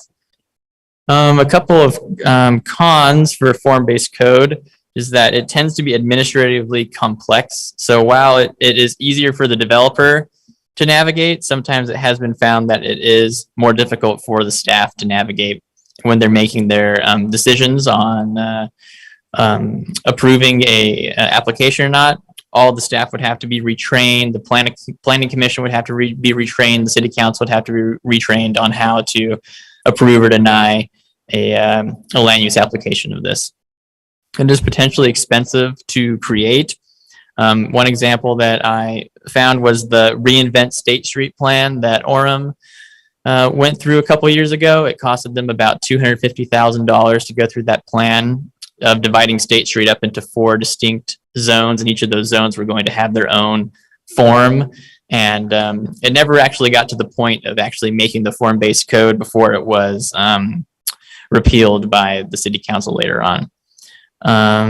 And at times it does get pretty political, the form-based zoning, particularly because of the pro that we mentioned in the last slide, that it does tend to encourage mixed-use developments, which historically have not been supported by Provo citizens. So just to wrap up on the hierarchy of making decisions on a form-based code, it first starts with the form, operations, and the last thing that goes into a decision is the regulatory use. Oops. So just some final notes as we wrap up here. In order to modernize our zoning code to get away from the Euclidean zoning or the standard land use code, form-based code is not the only other alternative. Inside of the memo that was included in your packet, we identified a couple of other potential alternatives, such as performance, incentive, overlay, and intensity zoning, all of which we didn't study in depth because just the request of the sponsors were just to particularly look into form-based code. And we also talked a lot with development services on this issue just to see what they, like if there was any sort of council action about this, like what would they want to see. And they think that our code needs more of a comprehensive cleanup than just going through and making the permitted and conditional uses more generalized, because this code has so many what's called static ordinances that just haven't changed in decades. We have lots of incomprehensible ordinances that conflict with each other, and just a lot of simply what's called Band-Aid ordinances, where the ordinances were just made to temporarily fix a problem. So the development service estimates that some sort of comprehensive cleanup would probably need the use of a consultant and require anywhere from $300,000 to $400,000 in funds to do that. So aside from that, that is the end of what I have for you. So if we would like to move forward in any sort of way, we would really like some specific direction, as there is a really big opportunity to go through lots of rabbit holes in this area. So now is your time to discuss and make your wishes known. Awesome. Thank you so much, Michael. Do you know what? Could we please hear from Bill Pepperoni real quick before we go into discussion, unless someone has a specific question for Michael? Bill, we'd love to hear, as the head of developmental services, what you and your staff see as the best course forward, and help us discuss this further. Chair So- McKay. Sorry, Bill. Real quick, Counselor Hanley's got his hand up. George, I don't know if you've got a question now or for after Bill. No, I'll wait. It's just a question for Michael to get the discussion going, but I'd like to hear from Mr. Pepperoni. First of all, I agree with everything that Michael has presented. His research has been very thorough and his presentation was very good. I'd like to offer him a job in the planning department if he's ever interested. You don't get him. But he did leave out the best part about Euclid versus Amber. That's a landmark Supreme Court case that all of city planning is based on. The Supreme Court judge who wrote that majority opinion was from Provo, Utah. Okay, a guy named Sutherland, I believe. So, yes, we're delighted that the city council is interested in looking at this issue and possibly helping us to do something better. As we've looked at different alternatives, one thing I would like us to give some thought to would be the incentive zoning possibility, because I see some opportunities there that could be really beneficial to us. Through incentive zoning, cities have addressed things like encouraging more affordable housing, which is always a big deal to us. Through incentive zoning, cities have addressed transfer of development rights. Very recently, Gordon Haight, our city engineer, has been talking about 60 lots we have up on the East Bench that were platted back in the 1970s. They're geologically difficult to build on and would be better suited as owned by the government than owned by the city or by some type of nonprofit rather than being owned by individuals. So Gordon has floated the idea of some type of transfer of development rights so the city could get ownership of those lots. In my opinion, in order to achieve that, it might make sense to probably transfer 2 or 3 building rights off of every one of those lots. So through incentive zoning, we may be able to accomplish some things like that are outside of the scope of this exact discussion, but are some pending needs that we have, in the city.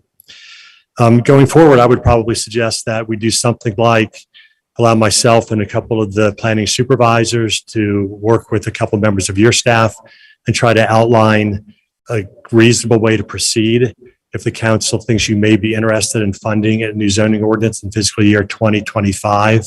Between now and then, I think your staff and my staff could come up with some reasonable steps of how to get us there and how to make sure that money is spent as efficiently and cost effectively as possible. That's probably what I would suggest. But I'm happy to answer any questions you have or turn it back over to Michael. Okay, thank you so much, Bill. George. Yeah, thanks. I am fully supportive of using funds to explore this. I don't, I'm willing to go as far as it is feasible for Provo. I guess one thing I don't quite understand about form-based code is how it works in the context of a city like ours, where most of the built out areas of the city, of course, have not been built out according to that code. And so I don't have a clear understanding of exactly how it works in terms of moving forward. Is it something that, leaves most of the developed areas of the city relatively untouched, or does it allow us to target certain parts of the city where we know we want a rejuvenation of the housing or development of certain areas? So that's a little unclear to me. So I don't necessarily feel at this point that I need to get all the answers to all my questions about it, but I have long felt like our code was way too complicated. It wasn't giving our planning staff the kind of flexibility that Mr. Pepperoni was just describing. I don't think we get the aesthetic results that we want because we don't specify what we want aesthetically. And that's one of the best things I think about form-based code. And in my mind, and maybe Michael could speak to this. I mean, it seems to me that if there's some upfront cost to investigating this and getting some good recommendations and then implementing it, there presumably are benefits that hopefully offset those costs, right? In terms of maybe the city, and I don't know if there's any data on that at all, but if we have a more creative and agile system for what kinds of developments go into the city, it seems like we get better products, we get more energy, we get more attractiveness to our city. It seems like that brings its own kind of economic benefit that presumably over the long term would far outweigh whatever investment we have to pay short term to make that transition. Plus, we have to think about the cost of the status quo, which I think is not factored here. So I don't know, Michael, if you have any further comments about that to say in terms of overall cost and benefit analysis, I'd be curious. But I just want to express my support for it and support for, if there's a motion today to explore this further and get some recommendations from staff, I'm all in. Right. I'll try to address what you said, George, but it was kind of a lot. So just kind of speaking to your first point, it's very rare that a form-based code goes in citywide. It normally is put towards those really targeted areas like you were mentioning. So that could give the opportunity for some more of that rejuvenation in certain areas of the city that you were talking about. Malia, could you pull up the Salt Lake area? So Salt Lake City, they have two, maybe three. Well, I know definitely two form-based code districts. So they have, on the North Temple and the West Temple Gateway. These areas were linked inside of your packet, but I found that the links to these tables actually changed every single time. So the link that was included inside of your PDF did not work, unfortunately. Sorry about that. But their whole form-based code zoning ordinance is only it's only a couple pages long because most of it can be summarized in a table like this. So as you can see, they have 4 different types of buildings they can bring in, and they just mention things like the height, the interior side yard, everything like that. And it is incredibly easy for the developer to be able to navigate it. As far as some of like the next steps and more in-depth research, I just would want to refer you back to the March 7th, 2017 work meeting about that. The video on that recording is kind of poor sometimes. The audio wasn't 100% great, but the minutes are very good at capturing the essence of the discussion, and the consultant group that came and spoke to the council was the Civil Solutions Group. So yeah, if there was any other more specific questions, George, I could address those now or try and get back to you. Thanks, Michael. Anything else, George? No, that's fine for now. Okay, well, I share your comments. I know that before I was on the council, I met with Bill Pepperoni. I remember just asking him what his wish list item would be, if he could change anything with snapping his fingers. And he said our code. He said if we could do anything, it'd be the code. And as I've been on the council, and this was a good example when we had the whole dance hall incident, it's become very apparent, and through comments from businesses and other things, that we could just improve a lot on this. And I love the idea of saving staff time, of getting better form in our buildings. And I definitely think we need more homework on this, as Mr. Pepperoni said, because we may even do multiple codes in certain areas, right? And the incentive one, and then some form, or we can get creative, and there can be, there can be a diverse option that we come down to, maybe not just one thing for the whole city, like we talked about. Any other comments anyone has? Councillor Ellsworth. She looks like she wants to talk. Yeah. So a lot of form-based code is based on design standards, and the state legislature has made some laws that prohibit that prohibits cities from requiring design standards on certain types of housing. And it could become more and more that the state is denying cities the ability to create and enforce design standards, right? So I think that we need to look before we leap over multiple legislative sessions, because despite interest rates and housing costs fluctuating, the state legislature is as favorable to development and developers as they have been. So that's one concern I have is, how, if the state prohibits us from requiring or mandating design standards, how would we integrate form-based code into our city in a way that we felt good about, right? That created a quality development that signaled that this is an attractive aesthetic, and that created the environment that we were hoping for. So that's just one concern I have. Another concern I have is I think there might still be money out there in the community development department that the council allocated for planning the plans, right? The general plan, and then the foothills and river, and then the lake shore and the gateways. So I'm curious to know where that money is, if there's any, where the balance of that money is. And then maybe Bill wants to answer that. I'm sorry, I can't remember. I had Brandon look into that 6 months ago or so.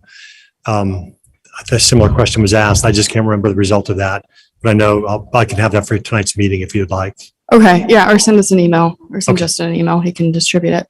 And then when we were doing the general plan, we put aside quite a bit of money for that purpose to hire a consultant. And then it wasn't communicated to the council that the consultant was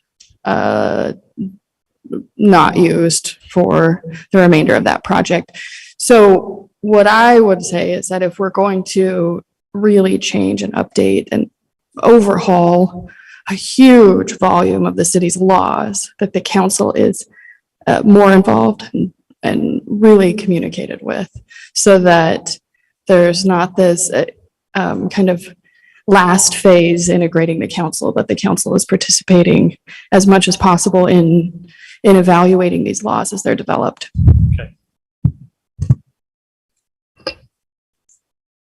Councillor Hoban. I think just broadly, I think I would prioritize use over form. I think quality of life, I think residents would point much more towards use as quality of life impact than aesthetics.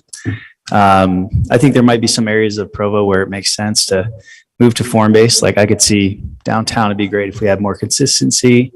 It's already, you know, there's mixed use already. It's kind of accepted that that's the sort of thing that you would want in a downtown type of area, but out in residential areas, I don't know if you'd want to, you know, to prioritize form over use. So, and maybe I'm misunderstanding. I obviously need to learn more about this, but I definitely would have some concerns around prioritizing form over use. That being said, I am in favor of simplifying things for staff or exploring how we can simplify. So I think I might have a little heartburn of saying like today, like let's allocate 300 or 400K, but I think looking into what we might need to do to help staff and help developers, I think is okay for us to explore this further and see if maybe it does make sense to spend 300 or 400K, and then we can prioritize that. But maybe a little more research needs to be done, of course, first. But just broadly, I think I'm not sure form based code would work in Provo politically, like you mentioned. So yeah, it's my thoughts. I do think generally, Travis, it's just in certain areas, like it wouldn't be, and I don't think residential is a high point for it generally, except for near transit routes. Yeah. But, anyone else? Well, let me just say, sorry, I'm okay looking at where it Yeah. might make sense, Yep. right? That's what I'm saying. Yeah. It's like, I I'm agree open with to you. I agree it. with you. like inform us, educate us. Let's take a look at it. Thank you. Counselor Whipple. Yeah, there's some things about the Euclidean zoning that are really useful, like not having a meat rendering plant next to residential areas. So keeping some specific uses separate from each other is good. And I'd like to see which of those kind of use things we want to preserve, but still simplify our code. And like, do we still need to use that 4-letter designation system in order to separate the uses? Because it is unwieldy and super confusing to try to look through to see what's allowed in a certain area. For form-based code generally, where we'd want it, you know, like downtown, our downtown area was originally built before Euclidean zoning even existed. And that's part of the reason that it was, you know, kind of mixed use and walkable and things like that. And a lot of cities that I've lived in or visited that are vibrant and good to walk in don't have this Euclidean zoning, not in the area that you like to be in, because you have, you know, shops and housing and everything all mixed together. That is the irony of this whole discussion, is that to me, the most noteworthy place that I like to bring visitors to in Provo is to downtown. But if somebody tried to build downtown today, you couldn't do it under our existing, not only zoning regulations, but engineering regulations. For that trip volume on that street, we'd have to have an 80-foot wide street, okay, to accommodate that trip volume. So to me, yeah, it's unfortunate that we've zoned ourselves out of what works and what's unique and what we all value about our city. Yeah. The last thing that I had, kind of about the idea of using this in some residential areas, is it is actually really nice to have a residential area that can have little commercial things in it too. And not just a home occupation business, but like a little corner market or your dry cleaners, or we had a vacuum vendor just down the street from our house. Those things are really nice to have in a residential neighborhood. And this would not change our neighborhoods or the way they look overnight. But if we extended this form-based kind of thing, then you could have attractive little businesses that fit in with your area. And maybe we would put them on arterial streets or collectors or something instead of deep in the little pockets. But that could make these single family neighborhoods that have nothing to walk to other than other single family houses and the occasional church. It would make them more useful for their residents. And I really like that idea. But I'm a person who chose where I live just so that I could walk to things like that. So maybe not everyone values that, but I do. Okay, I did have a couple questions written down. I love that it's up front that any change in our code would be done with citizen input and, working on what people like and the value of citizen input. So I like that. How would it align with our general plan? I assume we'd still be using our general plan with whatever okay? And then what about prohibited uses? I would assume that you wouldn't do form-based everywhere and that there would still be prohibited uses in places, correct? I see nods, okay. And also, would you want to remove density, Bill, or would you that be worked with? Depend on the area of the city. Okay, Yeah, I think that would definitely depend on the area of the city and probably have something to do with the public engagement involved with the consulting practice. excellent, okay. So it's flexible. Okay. Any other questions from anyone? I do think we need some sort of motion.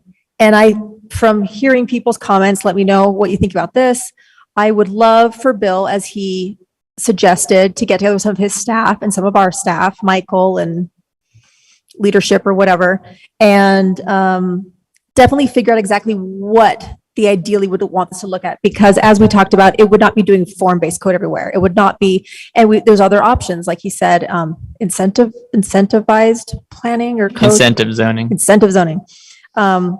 So to figure out what to begin with, come to us with a proposal as far as what you think the best option would be. So we can get the ball rolling, come back to us in like October-ish. Does that sound good, Bill? Yes. But what do we think about that as a possibility?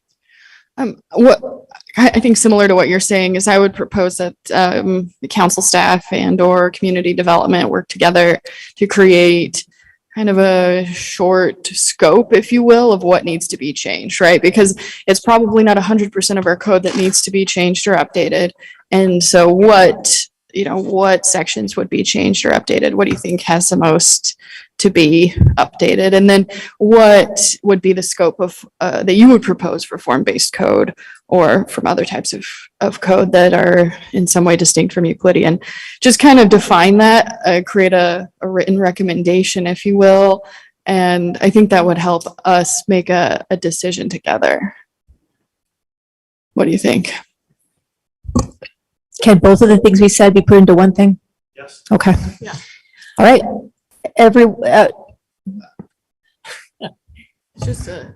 Do we need a motion, like an official Yes, we need an motion? official motion. It would be extremely helpful. Thank you. So the motion would be about like creating scope on what we would need to change and what else? And what you think, which planning options you want to look into, and I guess like a pro Available forma, right? alternatives. How about if staff reports back to you, combined staff reports back to you within 5 months on what we think next steps should be, what we think the kind of outline of that zoning ordinance should be, those types of things. I mean, to me, when we sit down, the first thing we're going to talk about is what are those things about the code that we hate most and want to get rid of? What are those things that we'd like, which we should keep? And then what are the different tools that are out there for us to improve our code? Some of it may be form-based, some of it may be incentive. I mean, And some of it I may think there's be a lot of kept where it alternatives is. we want to look at. Okay. We'd like to go through a process to examine those alternatives. And by all means, if you're done before 5 months, whatever, I just Yes. wanted to like make a deadline that by this time. So I'm thinking about budget, right? We need to consider the budget thing for 2025. Does that sound okay? So Sure. Yeah. can we make a motion? Do you have a second? Well, I On just wanted to clarify on that. So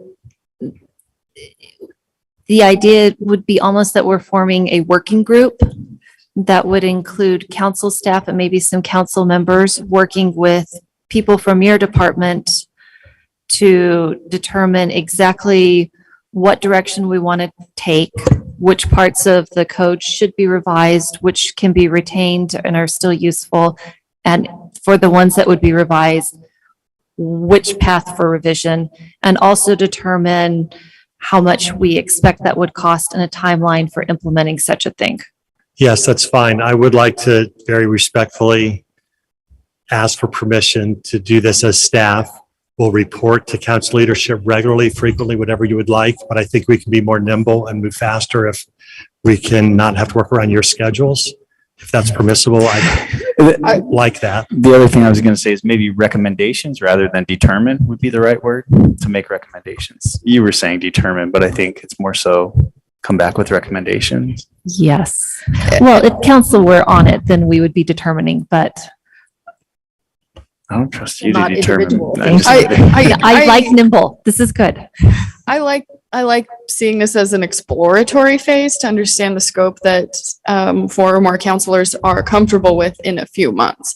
I don't know if we need a working group right now with counselors because we're still trying to vet the breadth and depth of what we may initiate.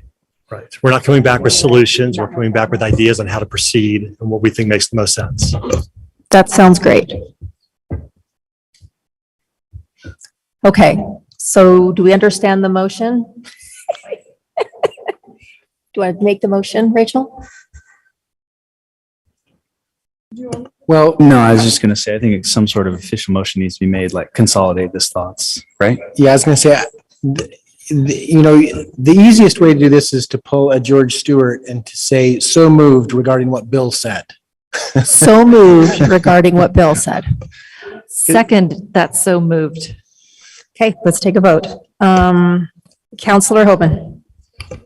Oh, sorry, any discussion on the motion? Can we add in there some code about how development services can't steal council employees away? Yes. Or maybe at least not actively solicit them during council meetings? You're not allowed to spend. Yeah. Well, we've already got our person. Yeah. No discussion on the motion. Yes. Thank you. Counselor Handley, Yes. Counselor Ellsworth, Yes. Counselor Fillmore is excused. Counselor McKay, yes. Counselor Shipley, Yes. Counselor Whipple. Yes. This is very exciting. Thanks, guys.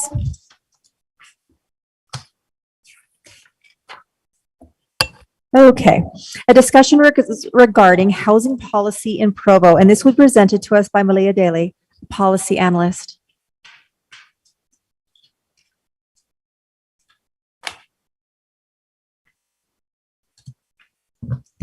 Hi, everyone. Okay, so we're gonna go over three main things today, just kind of outlined as it was in the memo. First, just the issue request review, so that way we all kind of know. 'Cause there were a lot of housing issue requests that were put in through the survey, through a new process. And so I just want to go over those, but then we're going to go over two of those priorities that were submitted, which is down payment and mortgage assistance, and then posted public contact information. So first, going over the housing issue request survey. So there were 7 housing issue requests put in by counselors with co-sponsors. Many of them had multiple co-sponsors, some even had majority, but speaking with leadership and other counselors, we decided, because there were 7 and only 2 policy analysts, that we were going to send out a survey to kind of have all of the counselors rank which ones they would like to see first come to a work meeting and be researched by staff. So through that survey, these are the results of all 7. There's a line underneath 5 because we're just going to schedule out the top 5. And then 6, a special note about number 6 there, the ADU policy. When the ADU ordinance was passed in October of last year, there was a motion for planning staff to come back in 12 months and do a more thorough report on the ADU policy and any recommendations they had regarding that. And so with that in mind, I think that's why that one ended up underneath, kind of at the end there at 6.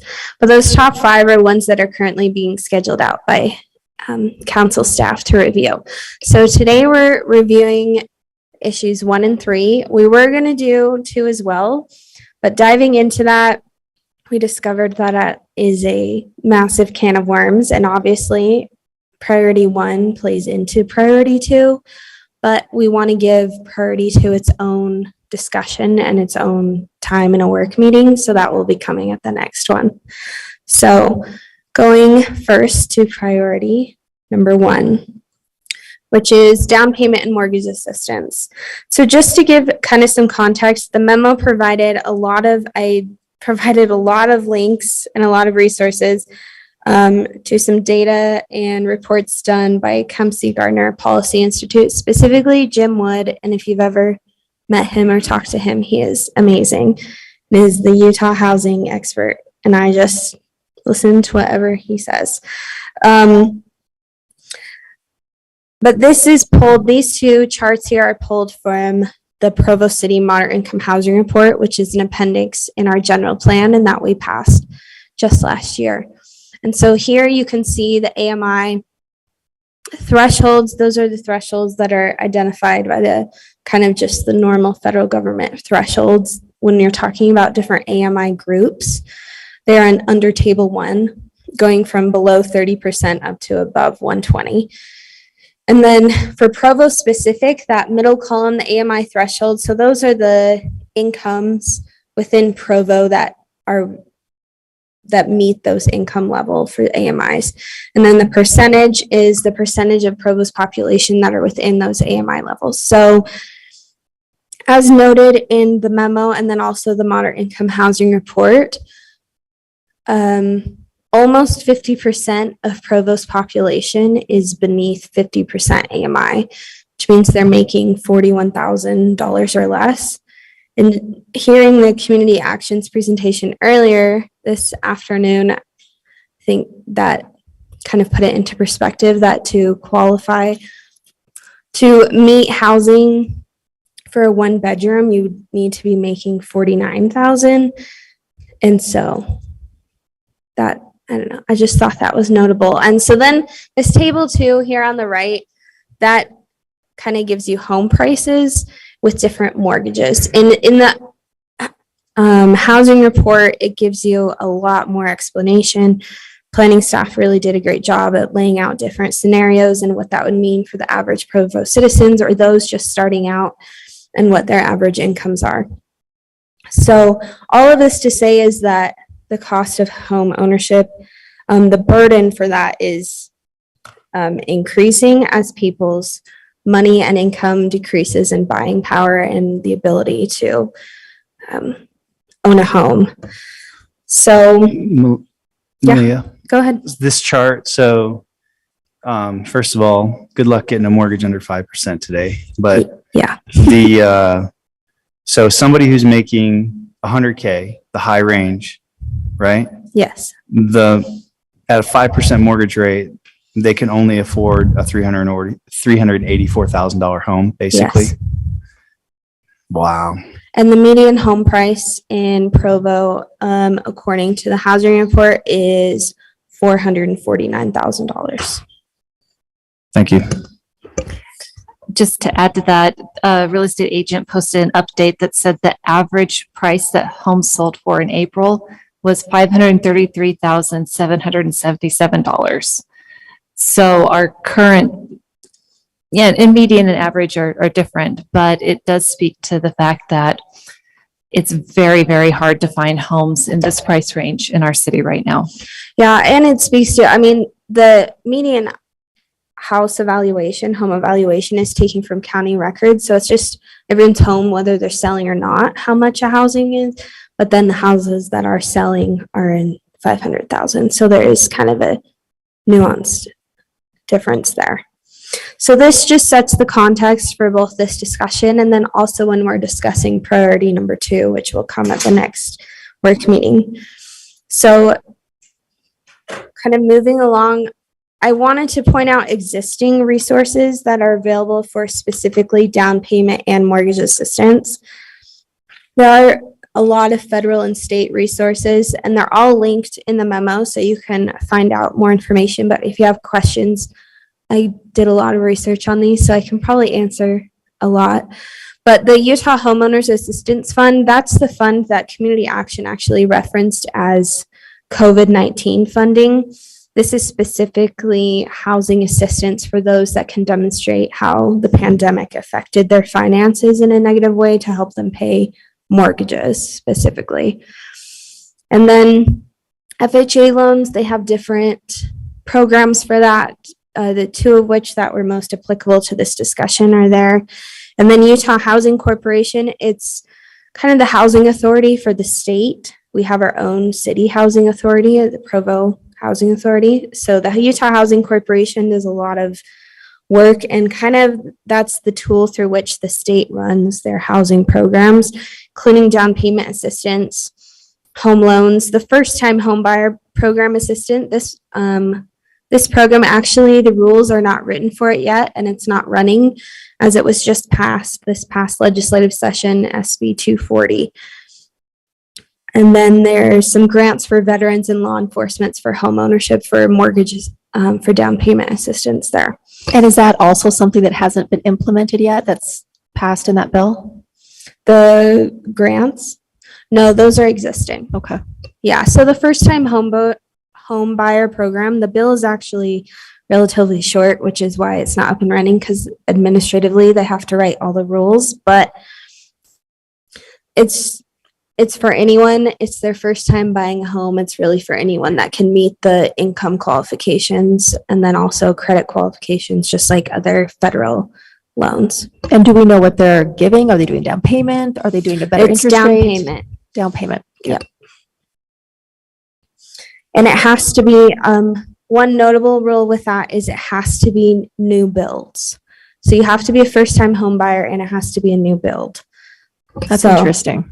Yes. Why? Is that a developer benefit? Yep. Oh, awesome. Love that. Then county and city level, looking across the state and then also our own city, county and cities throughout Utah just utilize CDBG down payment and closing cost assistant programs. I did find in other cities, so West Valley and West Jordan, just in one, I think they just did them as trial runs, I think in 2017 and 2019. I can look that up exactly.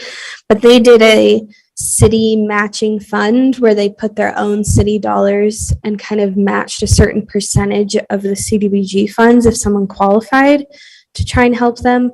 And so that's why I've listed that as one of the options as far as policy specific to down payment and mortgage assistance that the council could take. So running through these options, obviously these are not exhaustive, but they're kind of the top 5 that looking at all of the resources and then the research would be the easiest and the best kind of course of action. So option 1 is continuing to support the home and CDBG funding. So that is coming back to the council once public comment period is open. Melissa will be coming back and approving that funding. Allocation is helpful. Also in the next funding year, looking at those funding allocations and maybe increasing or going to just working with that program. Option 2, like I stated, setting up a Provo City matching or independent down payment and mortgage assistant fund. Like I said, West Valley and West Jordan, it was a very, very small fund and it was like a tiny percentage match and they only did it 1 year. So if we want to, we can look into that, and I would probably call them and ask them how it went and try and see how that would work for our own city and where that funding source could be. Next is sponsoring or partnering to provide home ownership education and counseling. As Jessica stated, Community Action, they have this type of education, but there's other nonprofits and organizations throughout the community. So my hometown, they have done some kind of financial literacy classes that include housing and home ownership. But there's other resources throughout the city, and the council could work to, provide some funding or somehow work out a partnership to help support those. And then this is, affordable housing initiatives. And I linked a report from Kempsey Gardner Institute about different affordable housing initiatives and best practices, both within Utah and then in other states.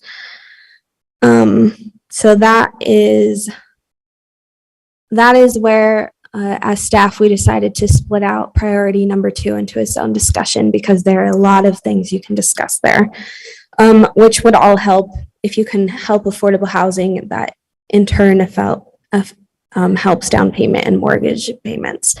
So then option 5, partnerships with or creating a home equity building program. So I don't know how many people have heard of the Utah Perpetual Housing Fund. I heard it when I was working up in Salt Lake because the Salt Lake mayor was a huge supporter of it, but it's a nonprofit. It was officially founded in August of last year, so it's fairly new, but they have a unique system in which apartment complexes and apartment units, when you're paying rent, you're helping to build a equity for eventual home ownership. So there is that nonprofit. So in Salt Lake, they're working to identify properties that can then go under the Utah Perpetual Housing Fund kind of system. And so the city is working with that nonprofit to kind of set that up within our own city. So that is something the council could look into and explore. So those are our staff recommended policy options and kind of the lay of the land for this issue. And again, I'm going to pull up the same slide that Michael did just about leaving this open for discussion before we go to priority 3 about either directing staff to prepare some legislation or further look into one of these options and come back or work with administrative staff or another option. Thank you so much, Malia. Could you go back a slide, please? Of course. Okay, so option 2. Now doing that kind of thing, you'd be looking at, I would assume, most efficiently partnering with some nonprofit like URL or is that their name? Yes, regional URH, to do something where you do a land trust or some sort of situation, right? Yeah. We wouldn't be doing that kind of program on our own. Sponsor partnership, and that's being done, like, for example, like a community number 3, community action, like we talked about today. It's also done in Circle and. Yeah, and I don't know specifically in my hometown, but I do know that they have financial literacy classes and that like housing is one of the topics that they discuss. So yeah, and I know at least 2 agencies that do that in Provo right now. And affordable housing initiatives. What was the 5th one? I can't. Partnerships with creating. So this is like the Utah Perpetual Housing Fund. So okay, like what used to help with self-help homes, and is that those kind of things or? Kind of, yes. Okay. It's again, complicated. URH does it. Yeah. Okay. All right. Any discussion or questions for Malia? Councillor Whipple. So as I was reading through this, I also read through our policy and procedures manual for the down payment assistance programs that we have in Provo. And I was amazed at how difficult it is to do this. Like, you've already got to be under contract for the home and approved before you can get this down payment assistance, which seems a little bit backwards, right? Because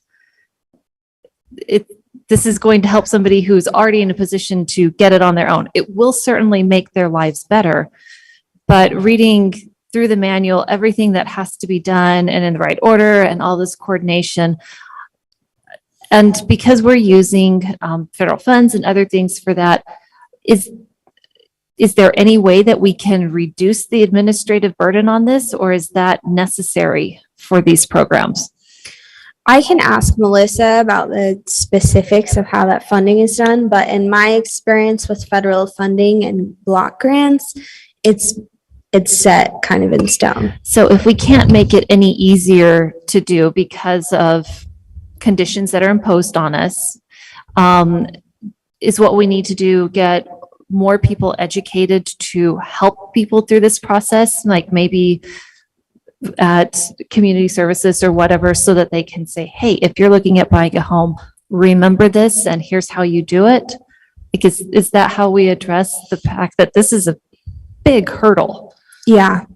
Like you said, the house has to be like a certain amount of money to even buy, and then you already have to be under contract and buying it. So I think the best way is to find some way to kind of partner with people who are already leading people through that process. Is it, do I we don't know if know. it's legal to supplement these kind of things? Like the house has to be, a certain price or lower. Mhm. Are we allowed to supplement it 50 grand to get it to that price? And, what I mean? I do not know. That's something I'll ask Melissa. That'd be And interesting I to don't look know at to she see would if that would be a know that way either. to subsidize and make that gap. I don't know. I'm just curious. Yeah, and I'm wondering if we give information about this to our lenders. Do our lenders in the area know about this so that they can point their customers who will be our residents to this as a resource? I've worked with some lenders in the course of my other job, and they're really fantastic for trying to help facilitate the loan for their clients. And I'd really like to use them as willing partners if we can. Counselor Hoban. So I'm trying to think, this seems like a overwhelming problem because even if somebody can afford the down payment, they can't afford the house. I mean, our average home price that you mentioned is 150K above, these recommended levels. To me, it just seems like when I bought my first home, it was 0% down. So great. I could buy the home at 0% down. Welcome to 2006. Oh, Yeah. You just need a pulse. Yep. But I bought a home I couldn't afford. Like I shouldn't have bought that home. Like luckily I actually did end up losing my job eventually, and I couldn't afford that home. Like I never should have gotten that home. And I think that's, even if people can get a down payment, they can't afford these homes. Like the typical person can't afford a $550,000 home unless they have, decent solid two incomes, and, a lot of families don't. So I don't know. To me, it seems like this huge insurmountable problem that how do you solve a problem that's caused by people moving here from out of state primarily, who are, driving up the cost of homes, driving up the demand. I don't know. I guess I'm just like, this is like a drop in the bucket. Like if we were to do some sort of program where we supplemented, it's like, wow, we're not really doing anything to solve the problem. I almost wonder if we just need to spend our time figuring out how to get more homes developed in Provo than, I don't know. And even that, there's 10 years of pent up demand. So Yeah, sorry, I'm not why- offering any solutions. I'm No, just you're complaining fine. here, but I'm like, I No, don't, guys, it I is a don't, huge I issue. don't know That's how why- we solve this. Option 4 is there. Because if you make affordability and more housing stock available to a wider variety of income levels, then it helps in general. I would just like to state that I moved here from out of state.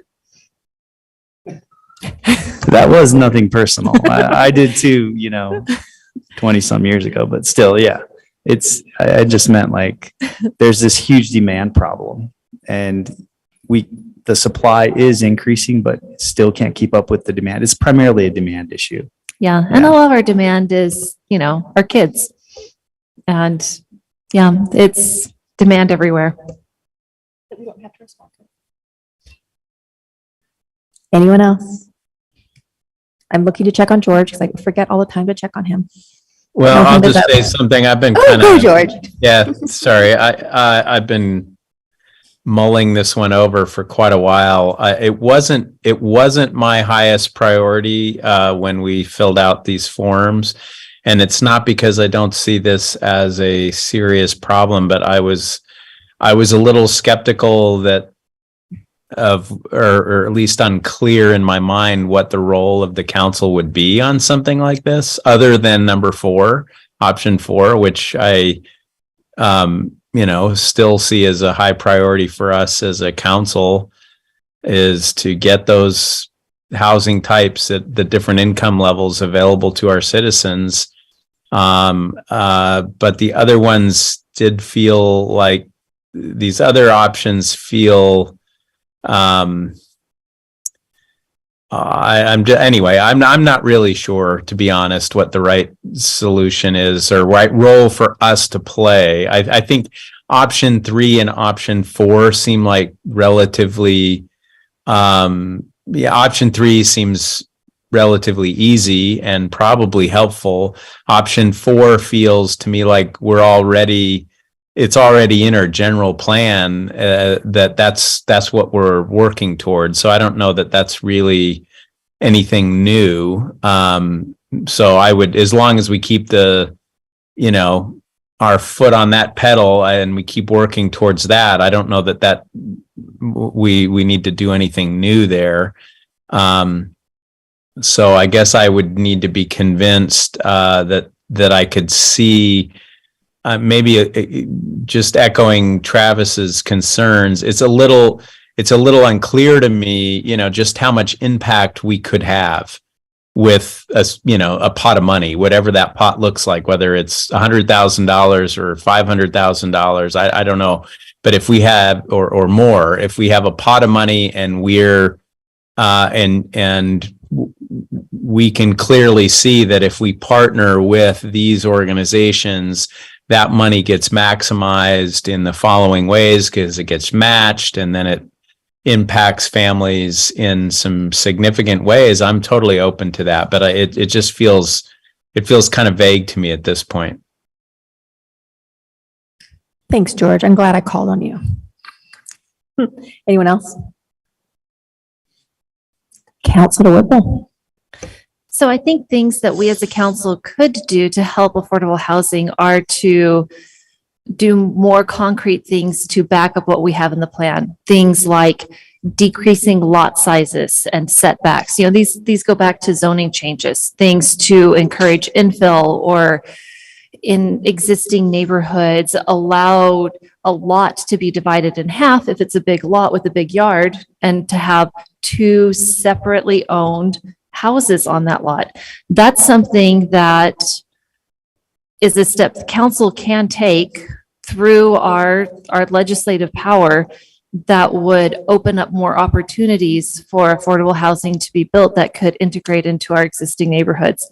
Other things too, like decreasing unit sizes. So we talked about this new little apartment complex that may have units for sale that are 800 square feet.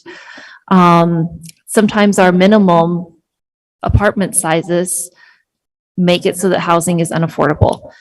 And other things that we do regularly require and for good reason, like parking and setbacks, also add to the cost of all of these things. And so if we as a council really care about making housing more affordable, we have to look carefully at all of these restrictions that we've put in place that add to the cost of housing. And that is an unpopular thing because we as a city have gotten to expect to have certain size yards and certain size spaces from our front doors to the sidewalk and a certain amount of off-street parking. But we're not acknowledging how those requirements add to the cost of our housing, how those are exacerbating the problem. And because we're not acknowledging it, we're ignoring the fact that we have within our power a potential solution to address it. I don't know if there's political will to do this because, like I said, parking is the biggest thing that we get fought on anytime we do anything to increase housing density. But that's what we can do. And I think that we as a council really should look at doing it. And maybe it's appropriate to do that in the context of looking at the form-based code or code overhaul. But to say that there's nothing that we can do ignores the fact that there actually is a lot that we can do. And I think we have been doing some of that for sure. But there's also a quality of life issue, right? We still want the Provo to be a desirable place to live. And so you need to balance those two things with making it more affordable and doing this smaller footprint. But you don't want to lose all of our open space or make a parking nightmare for everybody. There's just a balance, right? Quality of life still is really important and it's a valuable thing in our city. Any other comments? Counselor Ellsworth. Yeah, I just want to add on to Councilor Whipple's thoughts. I think that updating the code, especially the residential code, would be significant. Residential zoning code would be significant. It really determines the urban fabric of our community. And I've been on the council, I think, for 3.5 years, and I was on the planning commission for 3 years, I think, prior to that. And I don't know if I just can't remember a duplex ever being approved. I can remember one being applied for, but I can't remember any being approved. And it's such an affordable, diverse, what they would call, missing middle housing opportunity that either our code hasn't facilitated or there's not the political will. And so I think that if there is an option 6, it should be our own residential zoning code. Thanks, Shannon. Anyone else? All right. Well, does anyone want to make a motion at this point? There's nothing on the top of my mind to add to this as far as action. I think, as Shannon said, we are making a deliberate thing with the code. And I think that's a huge thing we're looking at. But outside of that, I look forward to your other presentations as we go through the housing thing. Does anyone have a motion they would like to make? All right. Thanks, Malia. Okay, we have. Oh, yeah, one okay. more. This should be quick, hopefully. That's why I put it second.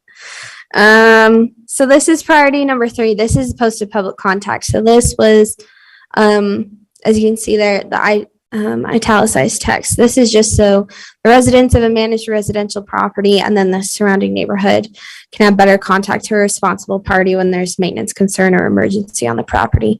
So doing research in this, we found 2 options. Option 1 is the lead staff recommendation, which is just amending city code to require responsible person signs. After speaking with legal, they recommend to put it in chapter 6.26 to make it a business licensing regulation. We found 2 examples of this, one from California code and then one from state code, actually, and then from Austin, Texas, their code about having public contact information on a managed property for the purposes of emergencies or needing to contact someone in charge. So the question then is discussion, and if they want to, you have a direction to prepare legislation or additional research or nothing. Okay, thank you, Malia. I think Counselor Ellsworth wants to say something. Yeah, is this for every single property or is this for? This would be up to you guys, but the intent of the request was just for like apartment complexes. If there's a sprinkler broken or something, then just being able, if someone's walking by, they can say, oh, there's just water flowing into the street. We need to call someone about this. And so just having a responsible person that you can call who's in charge of that property. And how do we define apartments in our code? Is it 2 units? I don't know. We can look that up. These examples have like 4, but not less than 16 apartments. So they have examples. They have specifications on what kind of businesses or residential properties it would be required, but we can also just link it to our own type of code. That's something, if we have a motion to prepare legislation or research, we can look into that. Yeah, I think what makes me nervous here is just, how do we control the information, and are we being, how do we appropriately distribute or give access to that information? Our current definitions in our code, an apartment is just defined as a dwelling unit in an apartment building, and an apartment building is one that has 5 or more units in it. Okay.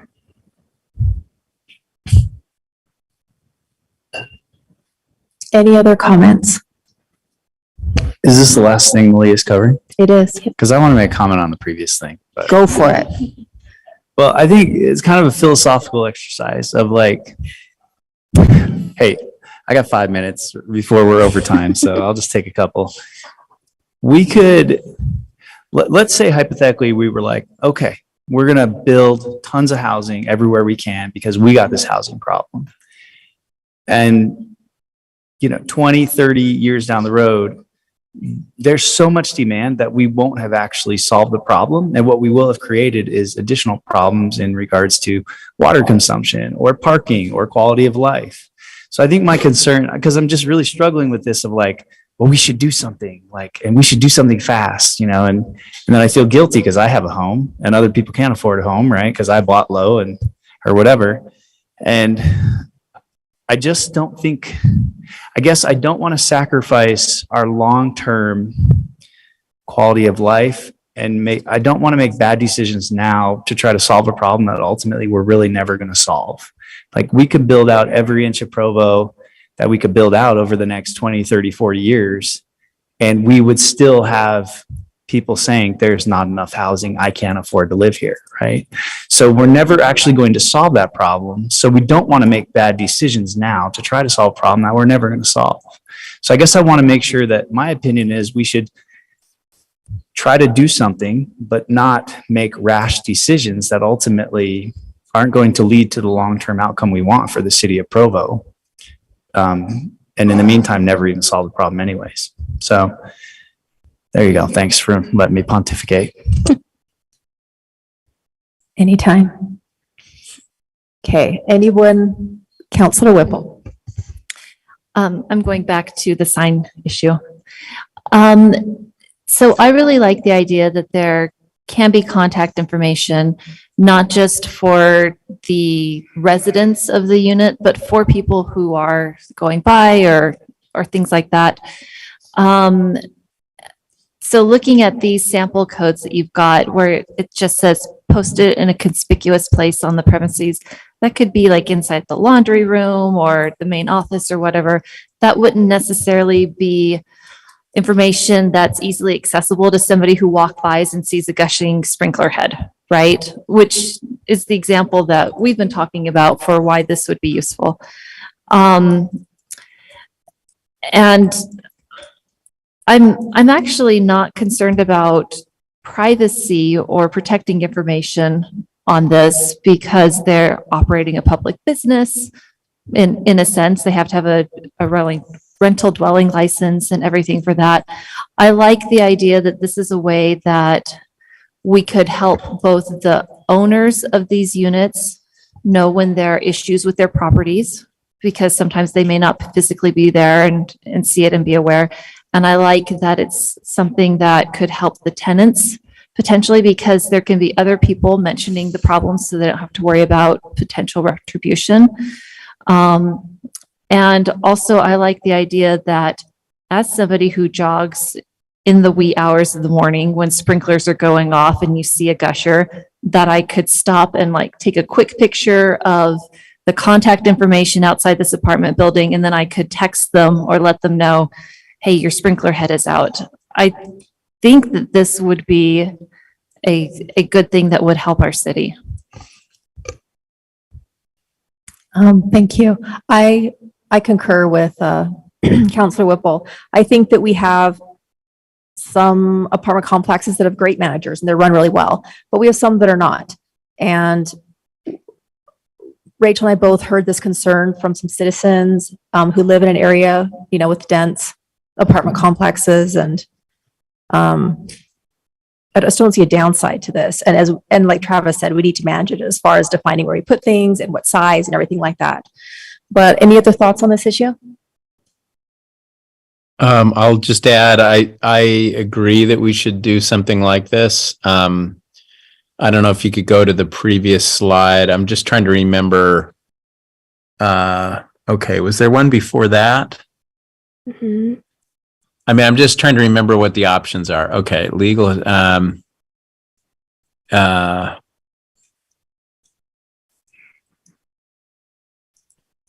I think certainly at least option one is something we ought to do. I just think it's a real problem in our city, with a lot of the, I mean, this is one of several solutions I think that we need to help improve our relationship with landlords in the city and improve the circumstances for the renters so that they have access to, sharing information and getting things done. So anyway, I'm fully supportive of, I guess, starting with option one. Okay. You want to make a motion, George? Sure. I will move that we instruct staff to move forward on a recommendation regarding option number one. So option number one is to prepare legislation for consideration by the council at a future work meeting. Go back to number one, please, Malia. Okay. Thank you. I just needed to see Yep. what Yes. number one was there. Okay. Yeah, and you're suggesting that I include in my motion that we're instructing staff to come back to us at a future work meeting with that draft. Yes. Okay. Is there a date for the work meeting you'd like to come? Ooh, is there a date, George? Wow, you guys are getting very specific. I do not. I don't know how long it would take. So Let's say 2 months. Like Is 2 months it doesn't good? seem Yeah. like a long one. Yeah, maybe a month. Oh, he's even lessening it. That's What did you doable. say? I said 2 months. A month, we could do it by the Okay. end of June. All right, they can do it by the end of June. All right, do we have a second? Counselor Shipley just seconded it with a thumbs up. All right, let's take a vote. Counselor Handley, Yes. Counselor Ellsworth, Yes. Counselor Fillmore's excused, Counselor McKay, yes, Counselor Shipley, Yes. Counselor Whipple, Yes. Counselor Hopen. Yes. All right, we are just so organized. Thank you. That was unanimous for the 6 that are here.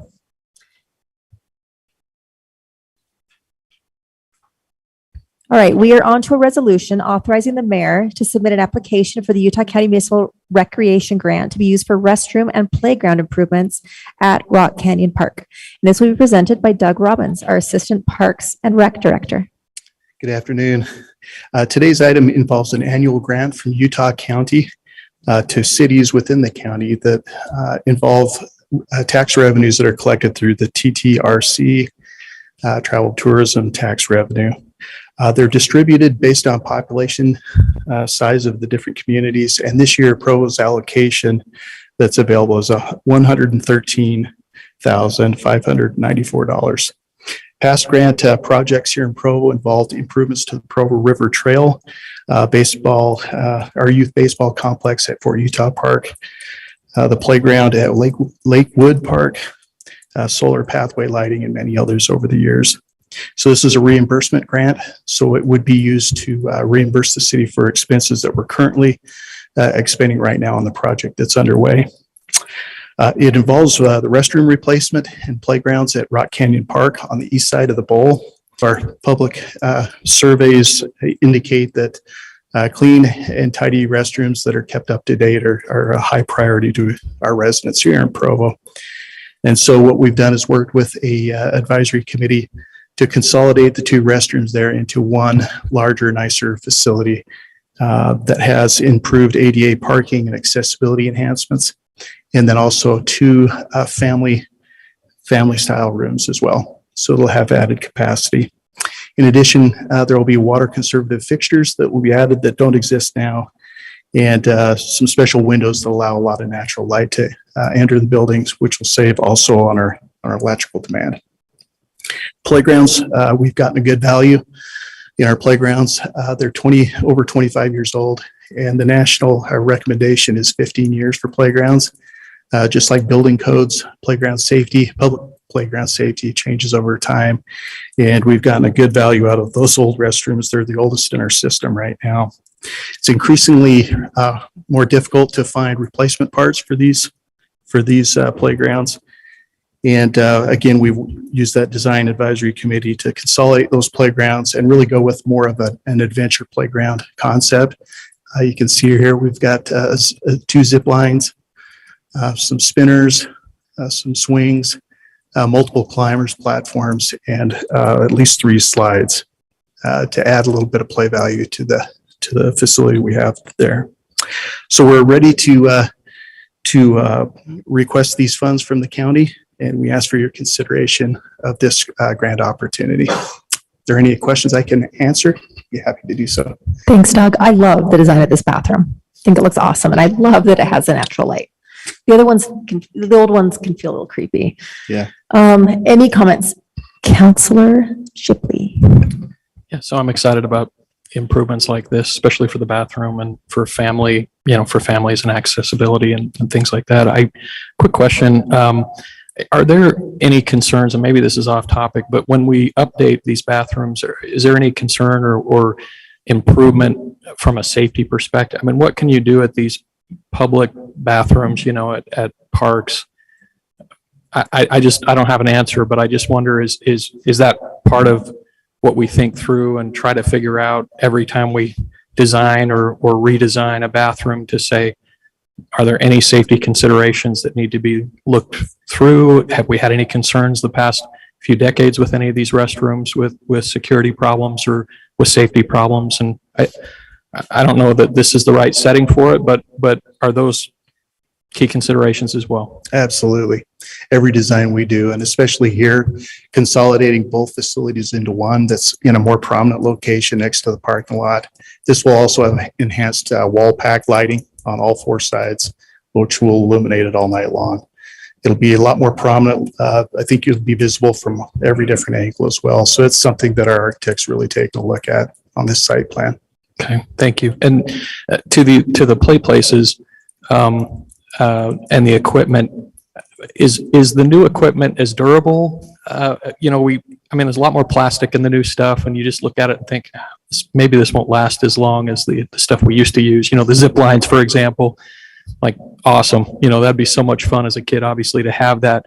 But is the durability been tested? I mean, are we talking decades of use that can come out of these, or do they break pretty quickly? They're really making them quite resilient to the abuse that they do get. Some of the old building material that they use for equipment like this, those old metal slides that we used to slide down used to get quite hot. So they've moved to these plastic surfaces that don't retain that kind of heat. But we found that they really do testing quite well, and these are resilient surfaces. Yeah. Perfect. Thank you. Sure. Counselor Hoban. Hey, Doug, it's my understanding there's some parks on the west side that don't have bathrooms yet. Can you give me an update real quick on those plans for that? On the west side? Yeah. You're talking about the one by Becky Bogdan's neighborhood? Mm-hmm. I don't know what they call it, Powerline Park or something. Lakewood Park. Lakewood That was the last, 2 years ago, we replaced the playground there at Lakewood Park. The restroom would probably go in that expansion area just to the south of the existing park. I'm just wondering, is there a plan for that, to add a bathroom? Yeah. Okay. In that expansion plan, when we're able to move into that, I think it's 3 or 4 acres on the south side of Lakewood Park. And when is that happening? I can't honestly remember where it's slated in the 5-year plan. But so why wouldn't we do something like that instead of improving a bathroom where at least there is a bathroom, right? Yeah. Why wouldn't we it's a good question. Why would we request a grant to add a bathroom? I think this is kind of an effort to take care of what we currently have existing. We don't have a restroom facility at that park. It's more of a neighborhood park where this is a regional facility there at Rock Canyon. The participation there at Rock Canyon Park is really quite high, and these restrooms are really outdated and really don't. Yeah, I mean, I get that a lot of people use it, but not to say that that restroom over there at Lakewood wouldn't be important. I don't know. It's kind of hard for me to stomach. Is there a restroom at sorry, this is kind of off topic. Is there a restroom at Sunset View Park? Sunset View, yes. Okay, where is that? It's right along the roadway. I think that's. Okay, it's on the northwest 1600 corner. west. Yeah. Okay, that's why I couldn't find it.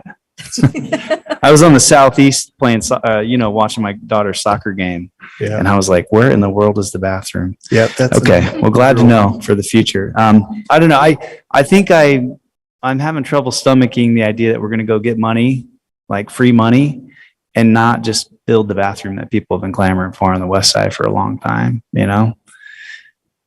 Thanks. Yeah. To piggyback off of Councillor Hoban's comment, I would just like to remind you that I'm still advocating for a restroom at Memorial Park, Yes. which is another one. And I know that you've heard me say this before and you're developing plans for that. Right. Yep.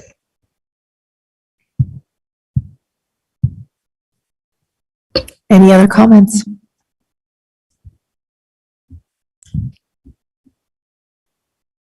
I think those two parks should have bathrooms that look like this one.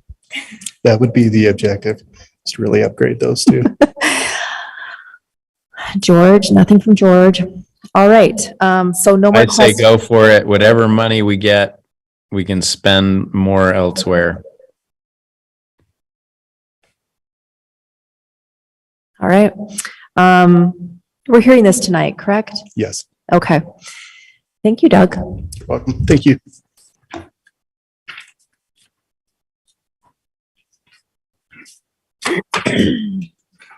Wow, we only have one more. Okay, it's a long one.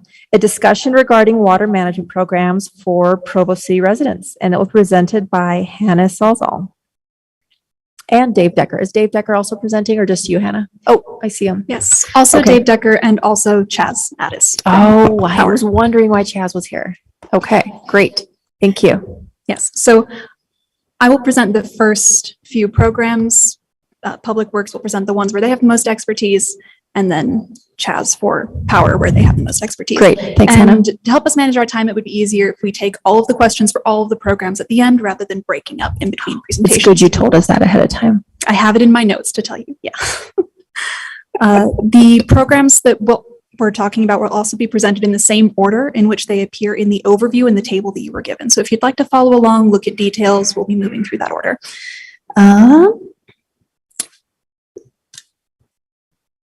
There we go. All right, so just first of all, thank you for giving us this time to develop the projects in these programs. This is the most engaged collaborative effort I've ever been a part of. It was wonderful to see everybody coming to the table, even though it's budget season, even though Public Works was busy with sandbags, Park and Power, they're focusing on getting our parks and our trees ready. This is peak busy season for every department that's involved, but everyone showed up beyond expectations. It was kudos to the departments that worked on this. Right? We realized as we were talking, we kind of came up with this formula that we need a paradigm shift. This is kind of what we talked about last time, just as a refresher. We often talk about plant and soil health, especially our urban canopy, as being imposed, something we have to choose instead of a reduction in water waste. We realized that by working with the two together, we can create a collaborative, comprehensive, wise water strategy, right? This is what we talked about last time. And this is the logic that went into all of the programs that were designed. We're trying to help residents improve the health of their biomes in their yards and also our citywide ecosystem while reducing water waste by focusing on priorities and making sure that we're doing that the right way for comprehensive strategy. We also focused on removing barriers for residents. We realized that there are significant barriers to cost for implementing some of these water-wise solutions. Also barriers of expert knowledge. Not everyone's a botanist or a city forester. We're trying to make sure that not only is Provo engaging in wise water management at a systems level, but we're empowering our residents to become partners in this joint effort. This is the slide that we showed on March 14th. Just to recap, this is what we promised that we would bring information back on. The council asked that we also look into conservation gardens, review landscaping codes. Those will be discussed. They have their own slides. They also asked that we look into park strips that are all weeds. That was something that came up. We realized that that is an enforcement issue. It's already not permitted. But if we're having a problem with it, then maybe we need to do a little bit more to prevent these street trees from dying and make sure that we are really working with healthy landscape or land strip ecosystems, park strip ecosystems. So the city forester team is going to be doing some trainings with zoning enforcement to make sure that they know what to look for, they know how to address this healthy urban ecosystem as they're out in the community. These are the 10 programs or tools that we created over the last few weeks. These are all administrative, so they can be purely administered by city staff. We won't need to come back to the council again for any other policy or legislative changes. Costs were a little bit difficult to estimate in this first year, just because we don't know how many residents are going to engage with which of these programs, since we've got such a huge menu. Our strategy is to throw everything we've got at it for the first year. This forestry, fire, and state land grant has to be used up in 5 years. So most of these programs don't have a cap. If they do, it's noted in the table that you were given. We'll evaluate after the first year, see what was popular, see what's a wise use of money, see what could use more information, more resources, and revamp going forward. These are the best approximate estimates we could give you for now, though. The cost for residents, it is very competitive with other local programs. Strategically, we made sure that we are making sure that Provo residents are not disadvantaged in any way because we're pursuing this comprehensive policy. We want the opposite. We want to make sure that they have the best tools available to make the right decisions for their landscapes. Environmental impacts, again, difficult to estimate. They're noted in your table where we can. For example, we know that the drought-tolerant grass seed uses 40% less water. The smart controllers use about 4,500 fewer gallons per month. And the converting a park strip of around 4-foot park strip saves between 5,000 and 8,000 gallons per year. We can give you those estimates, but since we don't know how many properties are going to be taking advantage of these programs, we don't know the exact citywide impacts yet. But hopefully we'll be able to come back to you with some better numbers once we've evaluated the program. Education and outreach. Oh. Hannah, real quick, I know you're hurrying. Yeah. But the Utah Savers, the Utah program, it was my understanding that when we talked last time, it was like county and water districts and their programs, we were trying to match and make sure we had our own version of what they were doing. But the new one that the state just rolled out, which is that Savers program, whatever, are we also not able or eligible for that based Correct. on? Okay. Yes. I wasn't clear on that. Okay. Thank you. Yeah, there are some we're still eligible for. For example, there's a $75 rebate for smart controllers for sprinklers. We are still eligible for that, and we've made sure to put that in the information that we're giving to residents and also your council packets. Thank you. Education outreach, you'll notice in green on the bottom, I've tried to give what info I can on the slides. More details in your table and overview, though. This first education and outreach is fairly low cost budget wise, but it is a little bit more intensive in staff time. We haven't included that in the budget analysis just because, again, that's pretty variable, difficult to assess right now. Kind of going in three-pronged approach with this, we'll make sure we have published information on how to get to the website and all of the sources listed here. The website will be where we keep a more updated list of what programs are available. We think that's the best resource. We'll just try to funnel people there with the materials that we put out.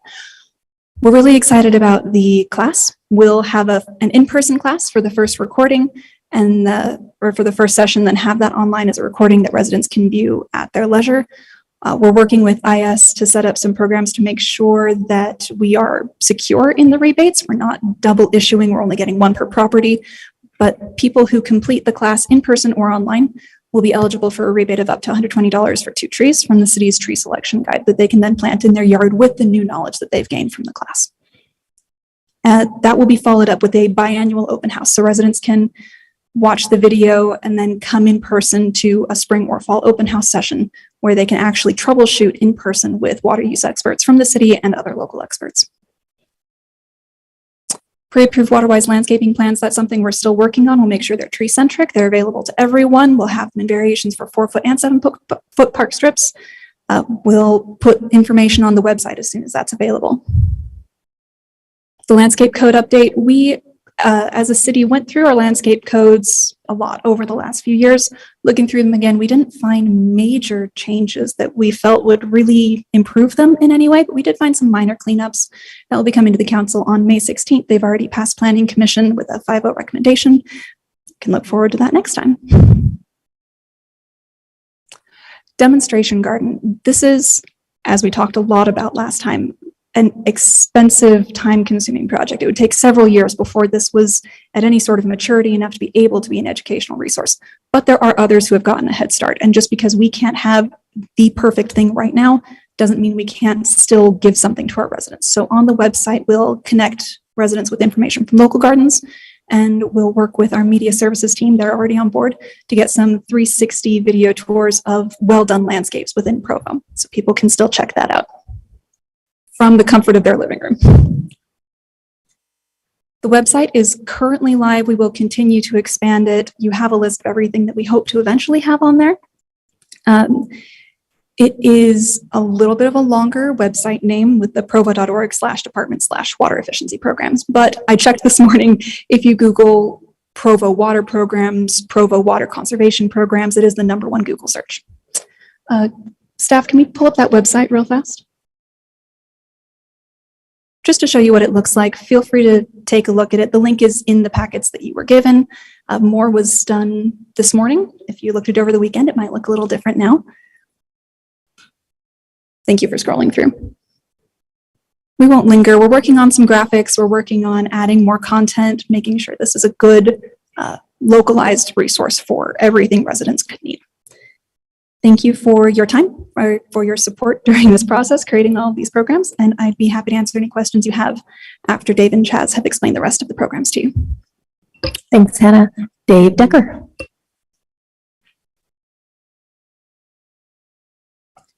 Thank you, Chair McKay, and thank you to the council, to the mayor, for opportunity to explain 3 of the additional programs that Hannah spoke about, that our group have put together. And again, that committee, Parks, Energy, and Public Works, I think have done a really good job in coming up with a program. I will also make a comment in the committee conversations. We've kind of put a priority on programs that we can implement fairly quickly, and that's really what the presentation that you're seeing today. But there are some other ideas that we're calling basically phase 2, or maybe even a phase 3 in this program, and we're not going to cover the details today, but I think it's important to note that there are some additional programs that the committee is considering and could come into play in the future. So the 3 programs that I will cover today with the council are listed here on this slide. The Smart Controller program is actually available to residents right now. As Hannah went through the slide, the website, we're probably scrolling a little bit too fast, but there's actually a link on the Smart Controllers that residents can start using right now. Today, they could, in fact, a couple of weeks ago, they could have begin participation in this. There was a question from the council previously about the costs of this program. And on this particular program, it's just a bit over $1,000. So we had a $500, basically an activation fee with the company that runs this program, and then also a $25 annual fee that the city will pay. And you can see the rebates that are eligible for residents. And right now, this particular company is running a promotion, and you can see the rebates for the next month or so. And as Hannah indicated, this particular program, you can still, in addition, you can get a rebate through the Utah Water Savers. And that's the program that you, Mr. Shipley, that you were asking about. We have another program called the Turf Trade program. A couple of weeks ago, we participated with Salt Lake City and several other cities in ordering low water demand grass seed. This has been used 1 year in Salt Lake. We purchased 250 bags at a cost of about $3,200, and you can see the cost for residents that we're recommending. And this program is actually also live on the page. And I will also note on this particular program, we had a couple of staff members go to Northern Water, I think it was 2 weeks ago. And this slide was in a previous presentation that we gave to the council. At this particular location, they have 16 varieties of low demand water, grass, turf that can be utilized. And so we're exploring some additional options for seed that can be used by residents. So right now we only have one seed mix that has been ordered, but our intent is to offer some additional options for residents. And obviously the variety, the feel, the look depends on the seed mix and then also the care of the lawn. And so that's our intent. That's what we're trying to do, is provide some additional options for residents to consider. And as Hannah indicated, we've been told that this particular mix that we're participating with Salt Lake, it uses about 40% less water than typical Kentucky bluegrass. The last program that I've been asked to explain is a sprinkler rebate, nozzle rebate, and you can see the details in this particular slide. We've been working with customer service to implement this one, and I suspect within a week or so we'll have this ready to go through customer service. And so we've got those three programs that are either in place already or can be implemented in a very short time. The last item that I was asked to talk about was park strips and landscaping of park strips. As the committee talked through this, we came up with 3 guidelines that are included in the program right now. So any program, this is specific to a park strip that is less than 4 feet wide. And a resident that elects to remove vegetation and just replace it with either concrete or rock. So this is not decorative concrete, this is just flat, just concrete. We didn't feel like there was an incentive really that the city should offer in this particular case. We're not really, we're concerned about the looks and the overall impact to the environment. So we did not include any incentive. If they put in a permeable paver system where we have an incentive program for $2.50 a square foot. And if they put in a water-wise program meeting the city guidelines, we're recommending a $4 per square foot incentive for residents that do that. We also, in wider park strips, we have asked that the trees, well, in every case, we've asked that the trees stay in place and have an incentive program that keeps the adequate irrigation system in place. So a couple of pictures that I can provide to the council, some examples of what we're considering as far as the pre-approved park strips. You can see, here's a picture. This is an existing park strip and a ground cover that is low water demand ground cover, but still very nice looking, very attractive. And again, this is a park strip that comes from Northern Water website. Again, very, very similar approach. So those are the programs that I was asked to explain. So I think Chaz or Scott are going to cover the rest.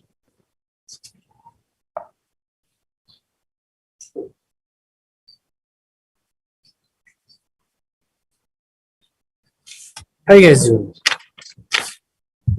All right, so first of all, I'd like to thank you guys for considering our proposal. I feel the overall collaboration between energy, parks, public works, community development, and the council has been tremendous. The hard work and innovative ideas, we've been able to formulate a plan that not only to do something different, but to do it better and have it cater to Provo City and its residents specifically. So up here, I would like to go through this quick PowerPoint to illustrate the need to in order to do something different for our park strip system and give a little context as to why we don't want to just do something water-wise, but something tree-wise as well. Okay, this first picture is basically a best-case scenario tree-lined street. This is an example of what we'd like to see in Provo's roadway corridors. We have plenty of these currently, but we'd like to see more of them in the future. The next bunch of slides I prepared are of different landscapes that I think could use a little help. So this first one is a fairly new planter.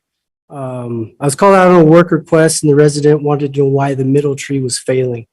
I explained the tree needed supplemental water to survive, which he was not aware of and thought the trees would water themselves at a certain point. The resident completely cut off water to the strip because he heard the call to flip the strip for water conservation. I let him know without supplemental water, the trees will die. And also, as according to code, he needs to have 60% vegetative material within the park strip. They said they'd correct it and they were appreciative of the information. The next two slides were just ill-informed flip strips. The residents also didn't know that there was code or that park strips needed supplemental water source. I believe their intentions were in the right place, but with more education and some help, these could be improved for sure. This was what I called a zero-scaped property. This is an income property, and I know property managers would like to keep the costs as low as possible and the maintenance low as well. But I see a way that we can not only follow code, but have something that can be relatively maintenance-free as well. This is one where they took out the grass and replaced it with rock mulch and astroturf. As you can see, the weeds have grown up through the rocks and around the astroturf there. This looks kind of bad, right? Here's another rockscape income property. And again, I can see the need to want to keep it maintenance-free, but we need to let people know that there is code that requires vegetation and to let them know there's other ways to be water-wise. This is another income property where they took out the grass, put in rocks, and weeds grew around them. Just kind of and a lot of these I think you guys saw in your first packet, but I just wanted to explain why I kind of included them for you guys then and now. So this one's a long-standing kind of failed attempt at a flip park strip. The residents tore out the grass to do a xeriscape, but without the proper knowledge and just going after the idea that they wanted to flip the strip to conserve water. Here's one more income property where they completely turned off the water and hardscaped the entire property for ease of use. Oh, sorry. There it is. Yeah, it's just kind of unsightly, I think. And then this one, actually, lastly, here's an example of a properly flipped strip. So this resident uses bark mulch, ground covers, flowers, and trees. This is what we would like to see happen with the previous properties, that I've showed, if at all possible. So before this discussion even started, Scott and I were really becoming very concerned about the state of our park strip system and the direction the public was leaning as far as that goes. And me and my crew went out and took many pictures and documented what had been going on in the name of flip the strip, slow the flow, and other messages that have been put out. And at their core, they're good ideas that need to be addressed because of the climate we live in. But I thought then and now that the message was underexplained and ill-informed. I and many other arboricultural professionals believe that if we are to continue down this path, we're assuredly going to lose a great and precious resource in our urban tree canopy. I look at this move to come up with creative solutions as a well-timed blessing, for sure. Scott and I already had formulated ideas and a plan to combat this issue, which we were going to bring to the council's attention and ask for support. What our team has come up with far exceeds the thoughts and ideas we had for the program initially. And Hannah already talked about some of these, but I'll just reiterate the tree portion of it. So through our program, we will bolster the Trees for Energy Conservation event by adding $10,000 to $20,000 more dollars in funding provided by Public Works, which will allow for another 125 to 200 trees and will reach much further than the program had in the past. We will rebrand the program to be the Trees for Energy and Water Conservation Program. At the event, we will have information about not only trees, but about water conservation and how trees help with it. And Hannah talked about this part specifically. In addition, we will help educate the public by offering an in-person education seminar with myself and other city professionals in order to outline Provo City's water-wise plan moving forward. Then we will set up an online training that will dovetail with the messages developed by our city experts. Upon completion of the training, residents will be eligible for a rebate for up to 2 trees. And the funding for this arm of the program will come through Travis Ball and the Energy Department, as well as the grants that we applied for through Forestry, Fire, and State Lands. And then finally, the Forestry Department is going to see some changes moving forward to help with our urban canopy density and overall health. Starting in fiscal year 2024, my crews will each be taking on responsibilities of maintaining park strips within their utility service area. We currently have 1 3-man crew working our park strip tree program and 3 3-man crews working the utility clearance portion of the city. Moving forward, all 4 crews will have a section of the utility line clearance and park strip tree responsibilities, which will allow for more coverage of both aspects and offer a closer look at the park strip tree system. I believe this will help our goal of filling more vacancies and offering an additional support for the residents. So my hope is that whatever is decided today, we can agree that trees are worth the water they need to survive. The idea is not to undermine the need to be water-wise moving forward, but to make sure that we're not short-sighting the resource we as the city of Provo have worked so hard to develop and maintain in the process. We will always advocate for the health of our urban forest. We'll do everything to help sustain it. I appreciate your time. Thanks so much, Chaz. Do we have any questions for Dave, Hannah, or Chaz? Counselor Ellsworth. Yeah, I'm curious to hear from probably Hannah, how is how are these proposed programs better than the programs that are initiated or supported by the conservation districts in the state? And what is better about those programs that this is missing? So I guess the pros and cons of both are like how can we tell me what's better about each one? I can give a good overview. Other department heads, if you feel I've missed something, feel free to jump up. The major statewide program, of course, is the turf buyback program, where they're offering $3 per square foot. With our park strip incentive, we're offering $4 per square foot for landscaping and a little lower, I think $2.50 for permeable pavers to incentivize landscaping over the pavers. That is obviously a significant increase, which was intentional. We were told that they were going to come in at $3.25 per square foot. I guess they dropped that down to $3. We put our incentive 75 cents above for landscaping and 75 cents below for the permeable pavers to make sure that residents were getting the best deals that we could get them. We feel we also have a more broad range. Again, if you want to keep your turf, we do have the incentives for the turf buyback program, which is pretty comparable with Salt Lake's, and for the smart controllers and the sprinkler rebates. And we, with the smart controllers, are glad that that stacks with Utah Water Savers. So they're getting a much steeper deal. Provo residents are getting a much steeper deal on those high efficiency sprinkler heads than they would without Provo's backing.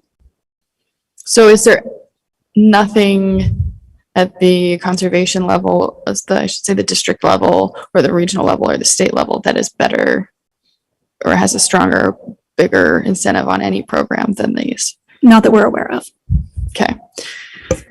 And then I also had questions about like the urban forest and the park strips. If I'm not sure who wants to take that, Probably more Chaz.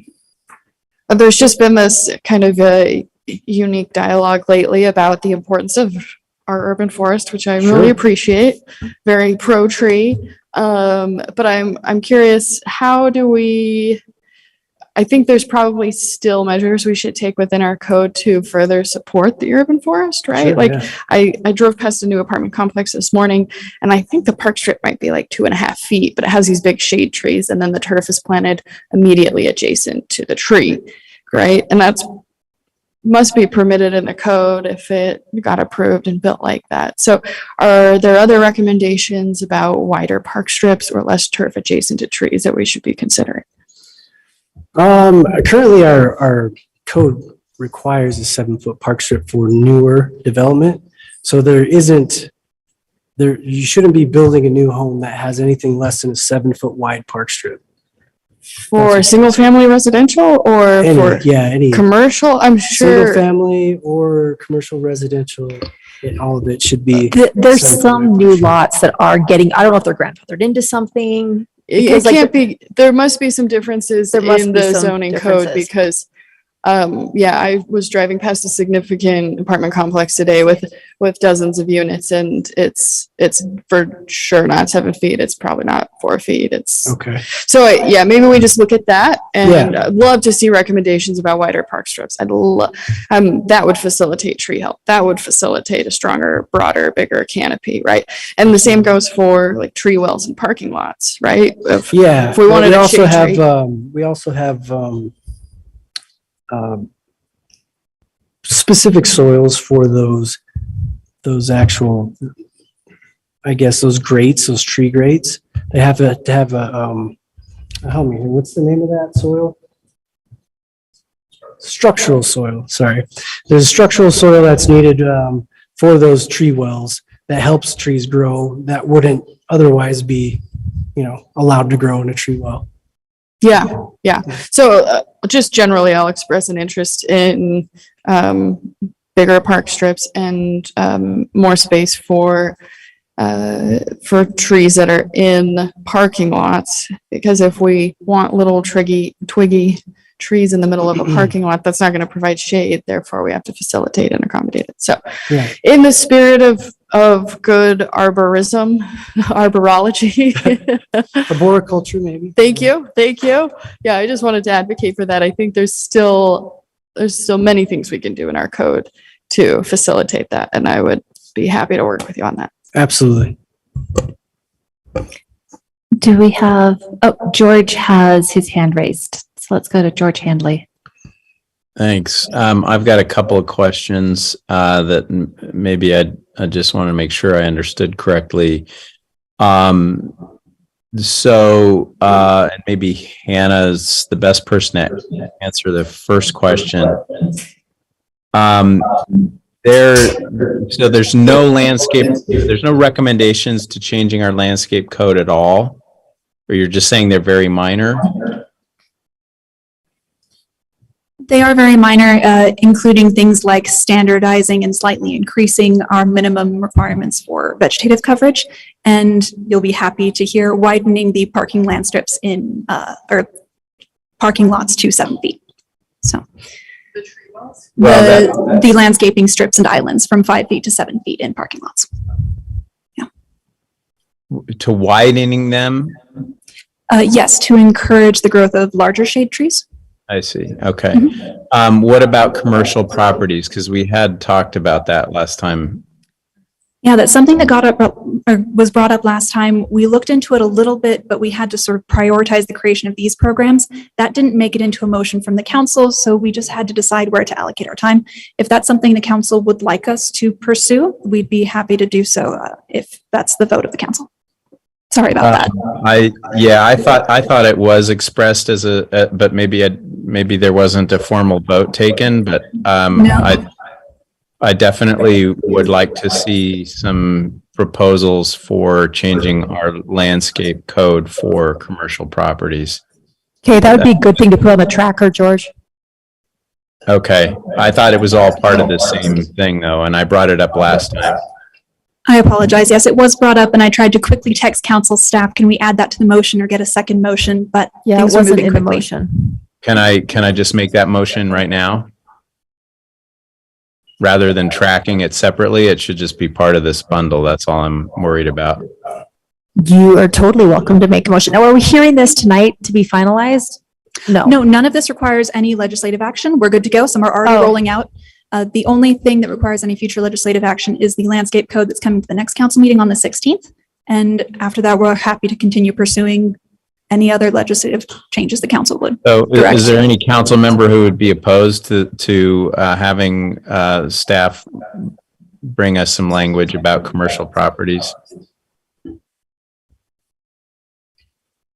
Is that good enough? I don't remember the conversation. Yeah, around I it. don't have any What were context we on that or asking, worry about it. George? We were talking, we were talking about, I mentioned that one of the worst water offenders in cities are business parks, for example. And if we don't have if we're not making any changes to our current landscape code for commercial properties, we could end up with some of the same kinds of overwatering situations that we see, where it's basically huge swaths of grass that are overwatered.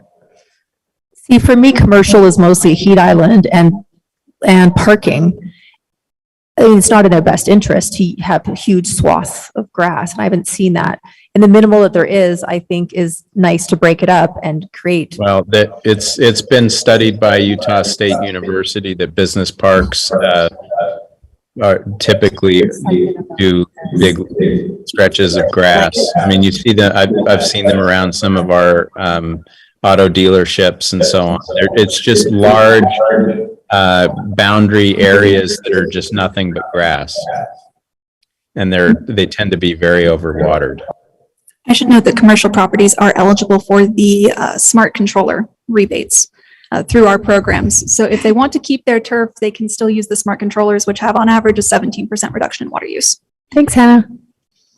So am I needing to make a motion, or where are we? I just was just taking an informal vote there, but it sounded like there were two concerns.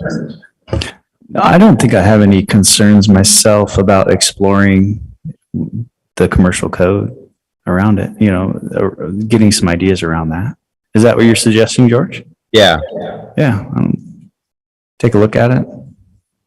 I'm fine with that. If you were thinking I was opposed, I wasn't. Okay. So is that good enough? No, George, this is Brian. We've been talking about this as staff. We'd really encourage formal motions anytime you want staff to do anything.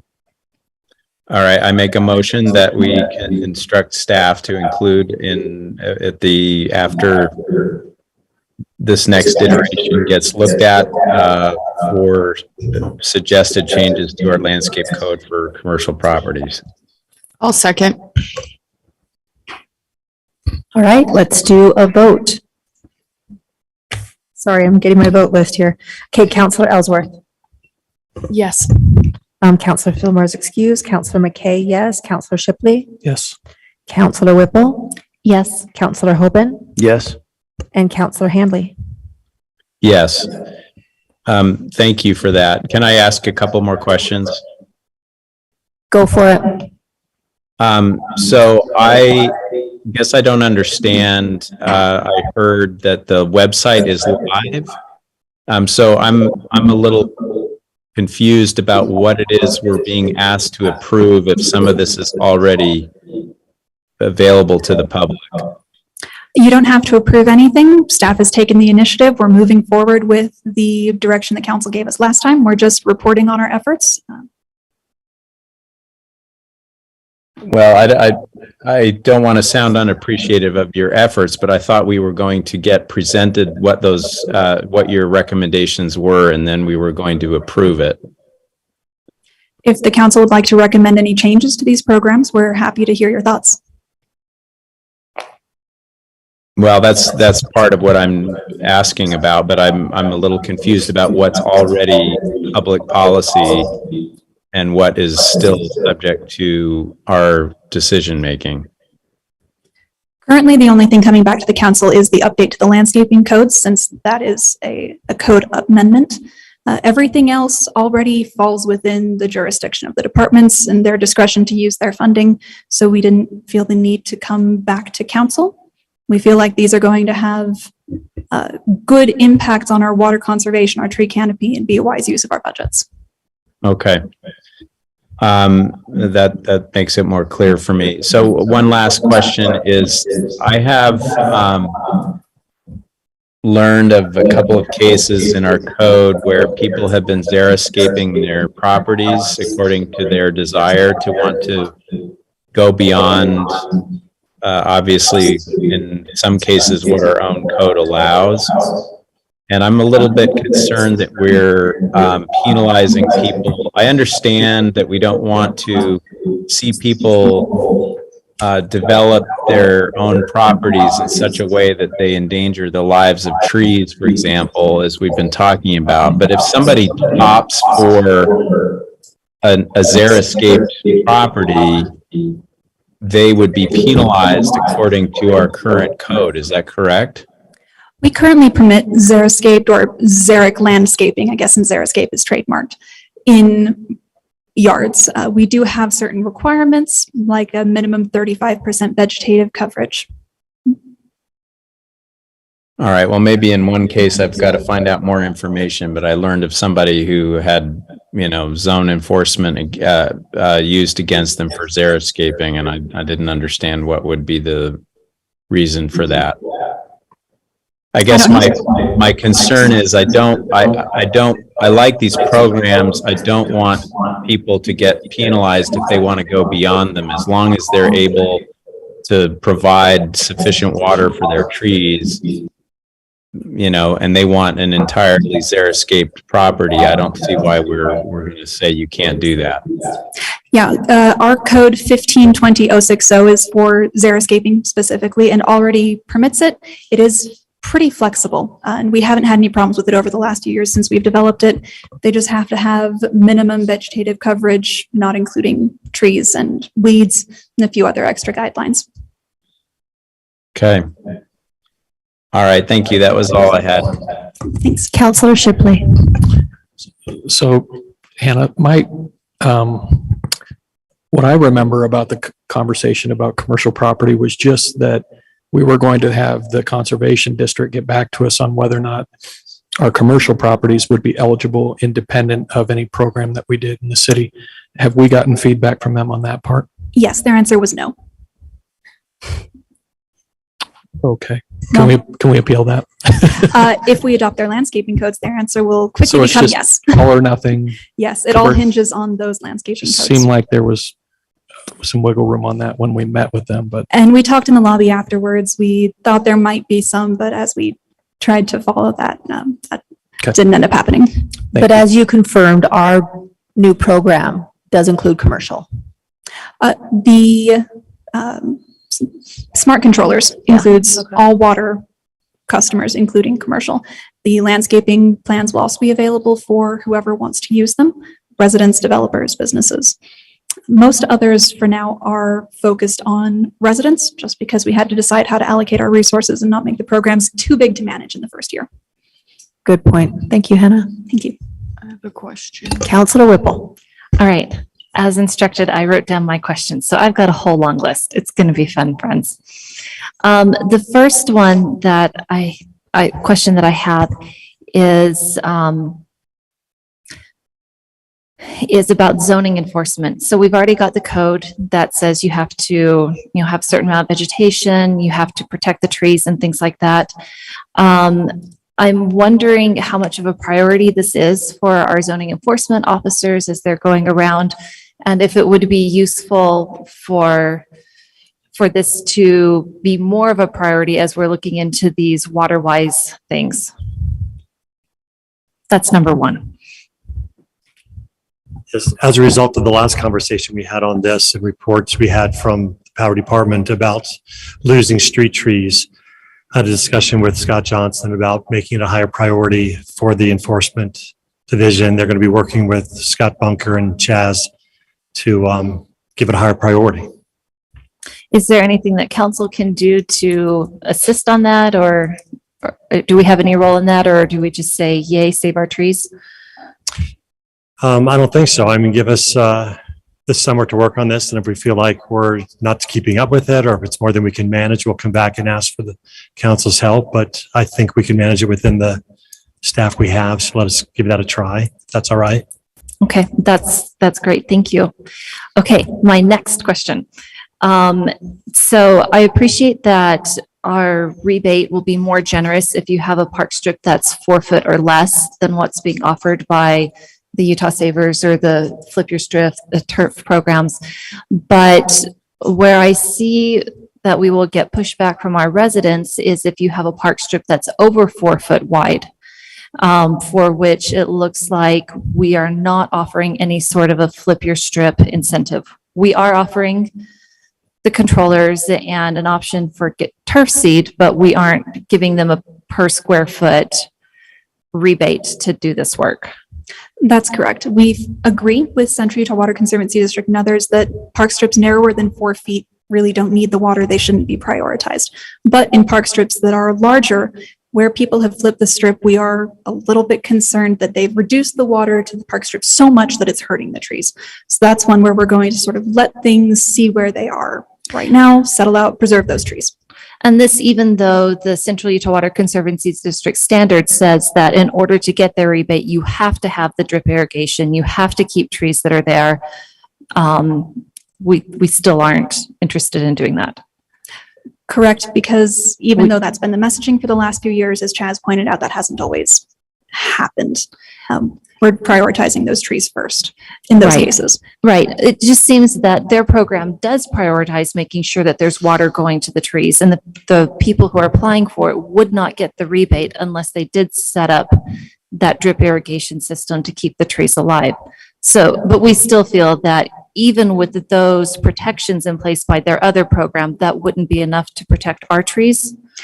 As we would hope so. On paper, that would make sense, but in practice, it's not what we've seen. The overhead overwatering of the turf might be a waste of water for the turf, but it is appropriate for the trees. It's what keeping those trees alive. And as I understand it, our biggest problem with Central Utah standards is that it's talking about park strips that are 8 foot wide or less. And we as a city have determined that a 7 foot wide park strip is actually appropriate for tree canopy. And that's the park strip width that fits within our right of way, and our city infrastructure is all built around that. Mm-hmm. And so we don't want to change what we have found to be appropriate for our trees and for our city landscape in order to take advantage of their program. Correct. And that no turf in any areas narrower than 8 feet applied to the front and side yards as well. And we did talk to them, what if we widened it to an 8 foot park strip? Would you still be able to have turf there? And yes, we would, but it would count toward the 35% maximum coverage. And no one is going to have grass in their park strip and mulch in their yard. That's not likely. Okay. So really what it comes down to, we don't want to adopt their standards because we feel that ours are appropriate for our city, and they're not willing to be flexible on their standards to take into account that we have good reasons for this 7 foot strip and to have trees and to water it enough.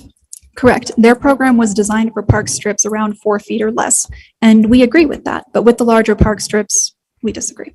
Okay.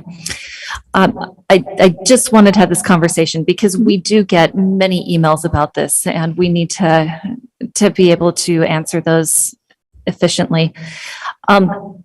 Next question. So actually, this is more of a comment that I think will make you happy. I was at one of these water meetings where they're talking about Flip the Strip, and one of the state people said, nobody ever uses the park strip. Nobody's sitting in there. That grass is always wasted. And I wanted to say, my entire neighborhood sits in our park strips for socials, for parades, for all sorts of things. Like the grass actually does get used in many cases. And when these are flipped, they're lovely, but then they are inhospitable as gathering places, social places.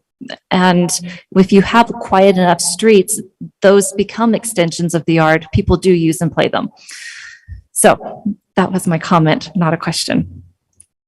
The next question I have was, I didn't quite understand what Chaz was saying about crews to maintain park strips in the utility service area. I'm not sure what those areas are. Could you help me? Yeah, of course. So I have, the city's broken up into 3 areas as far as our utility service areas are concerned. I have 1 crew per area. And what I'm gonna do, and then I have one crew that just takes care of all of our park strip trees. But moving forward, I'm gonna split it up into 4s. And the crew that just does park strips is now gonna take on a utility pruning portion. And all 4 crews are gonna take on the park strips within their areas, if that makes sense. So instead of having one guy doing the entire city, as far as the park strips are concerned, my crew that's like, we'll say on the northeast side of town, will not only do the utility lines, and, you know, trim the trees for those, he will also trim the trees and look after the trees within the park strip system in that area. So where there are park strips that aren't underneath a utility line, you will also look at those trees. Correct, yeah. Okay, I got you. Thank you. Yeah, you bet. The last question, I think this is my last question, is when 300 South was redone by UDOT, we got trees planted all along the way in little grates, and many of those trees are dead, and you have grates with trash and everything, especially like in front of the Bill Harris building, but a few, or the empty lot where the Bill Harris building used to be. Do we have any plan for those? Do we have jurisdiction to get trees back in those spots? Do we need to replace the soils?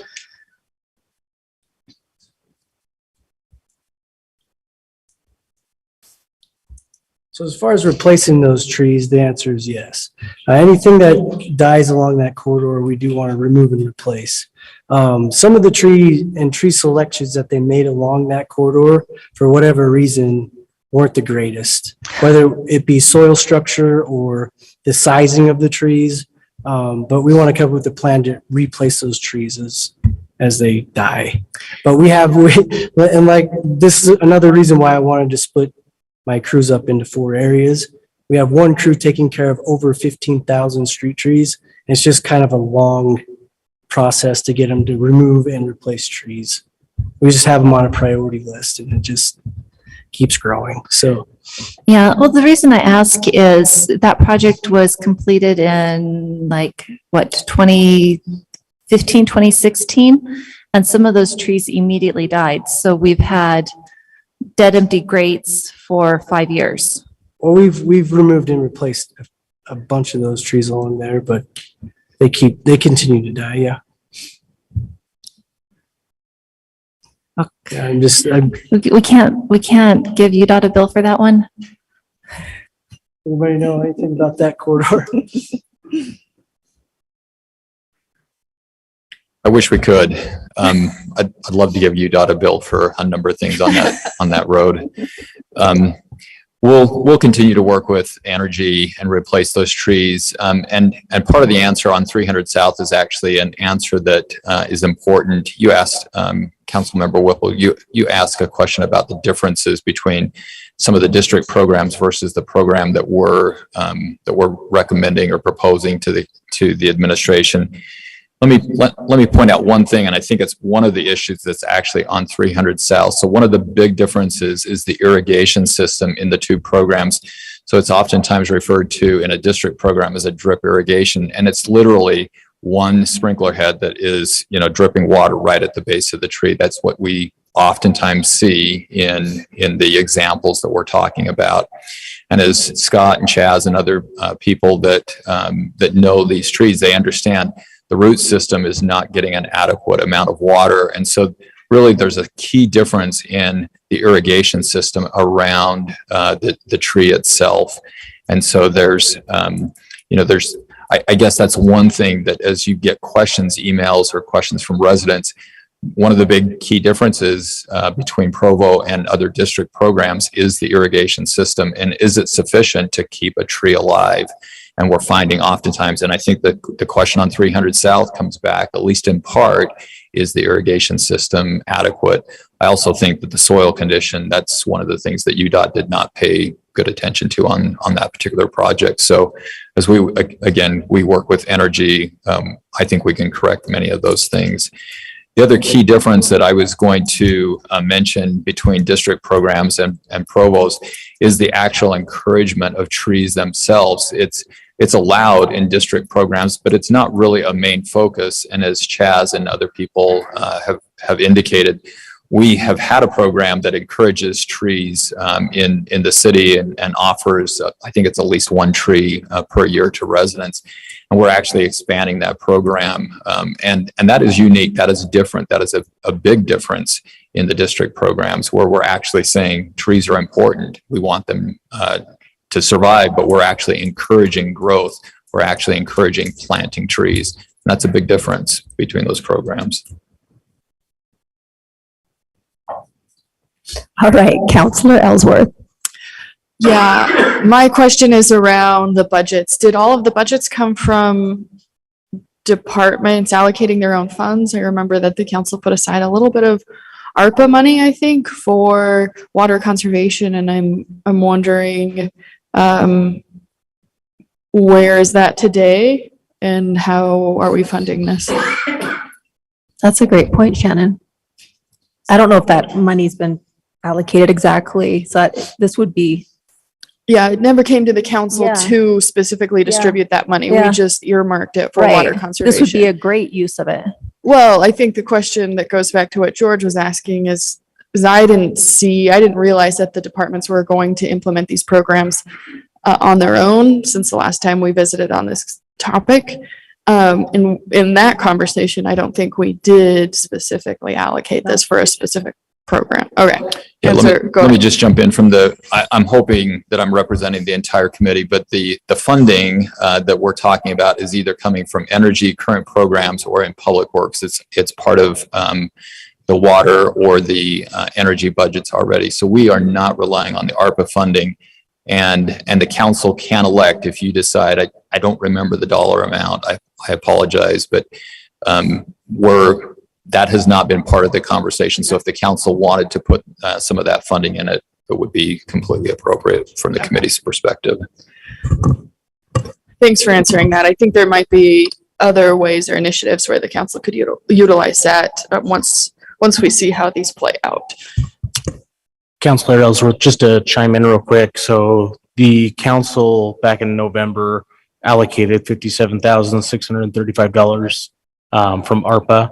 And that was allocated to the general fund specifically so that the council would then need to move that into a specific bucket once you chose how, when, and where to expend those dollars.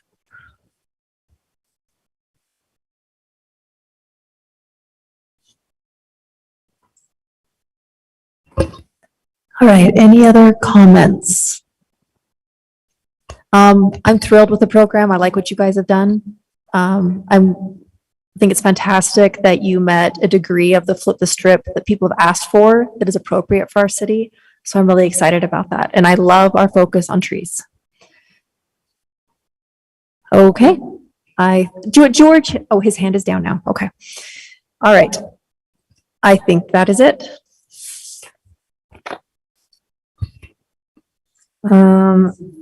If there are no objections, we will now adjourn the Provo Municipal Council meeting by unanimous consent. Councilors, if you want to turn your mic and speak up if you object. All right. And there is no closed session. That's not on the thing. Record.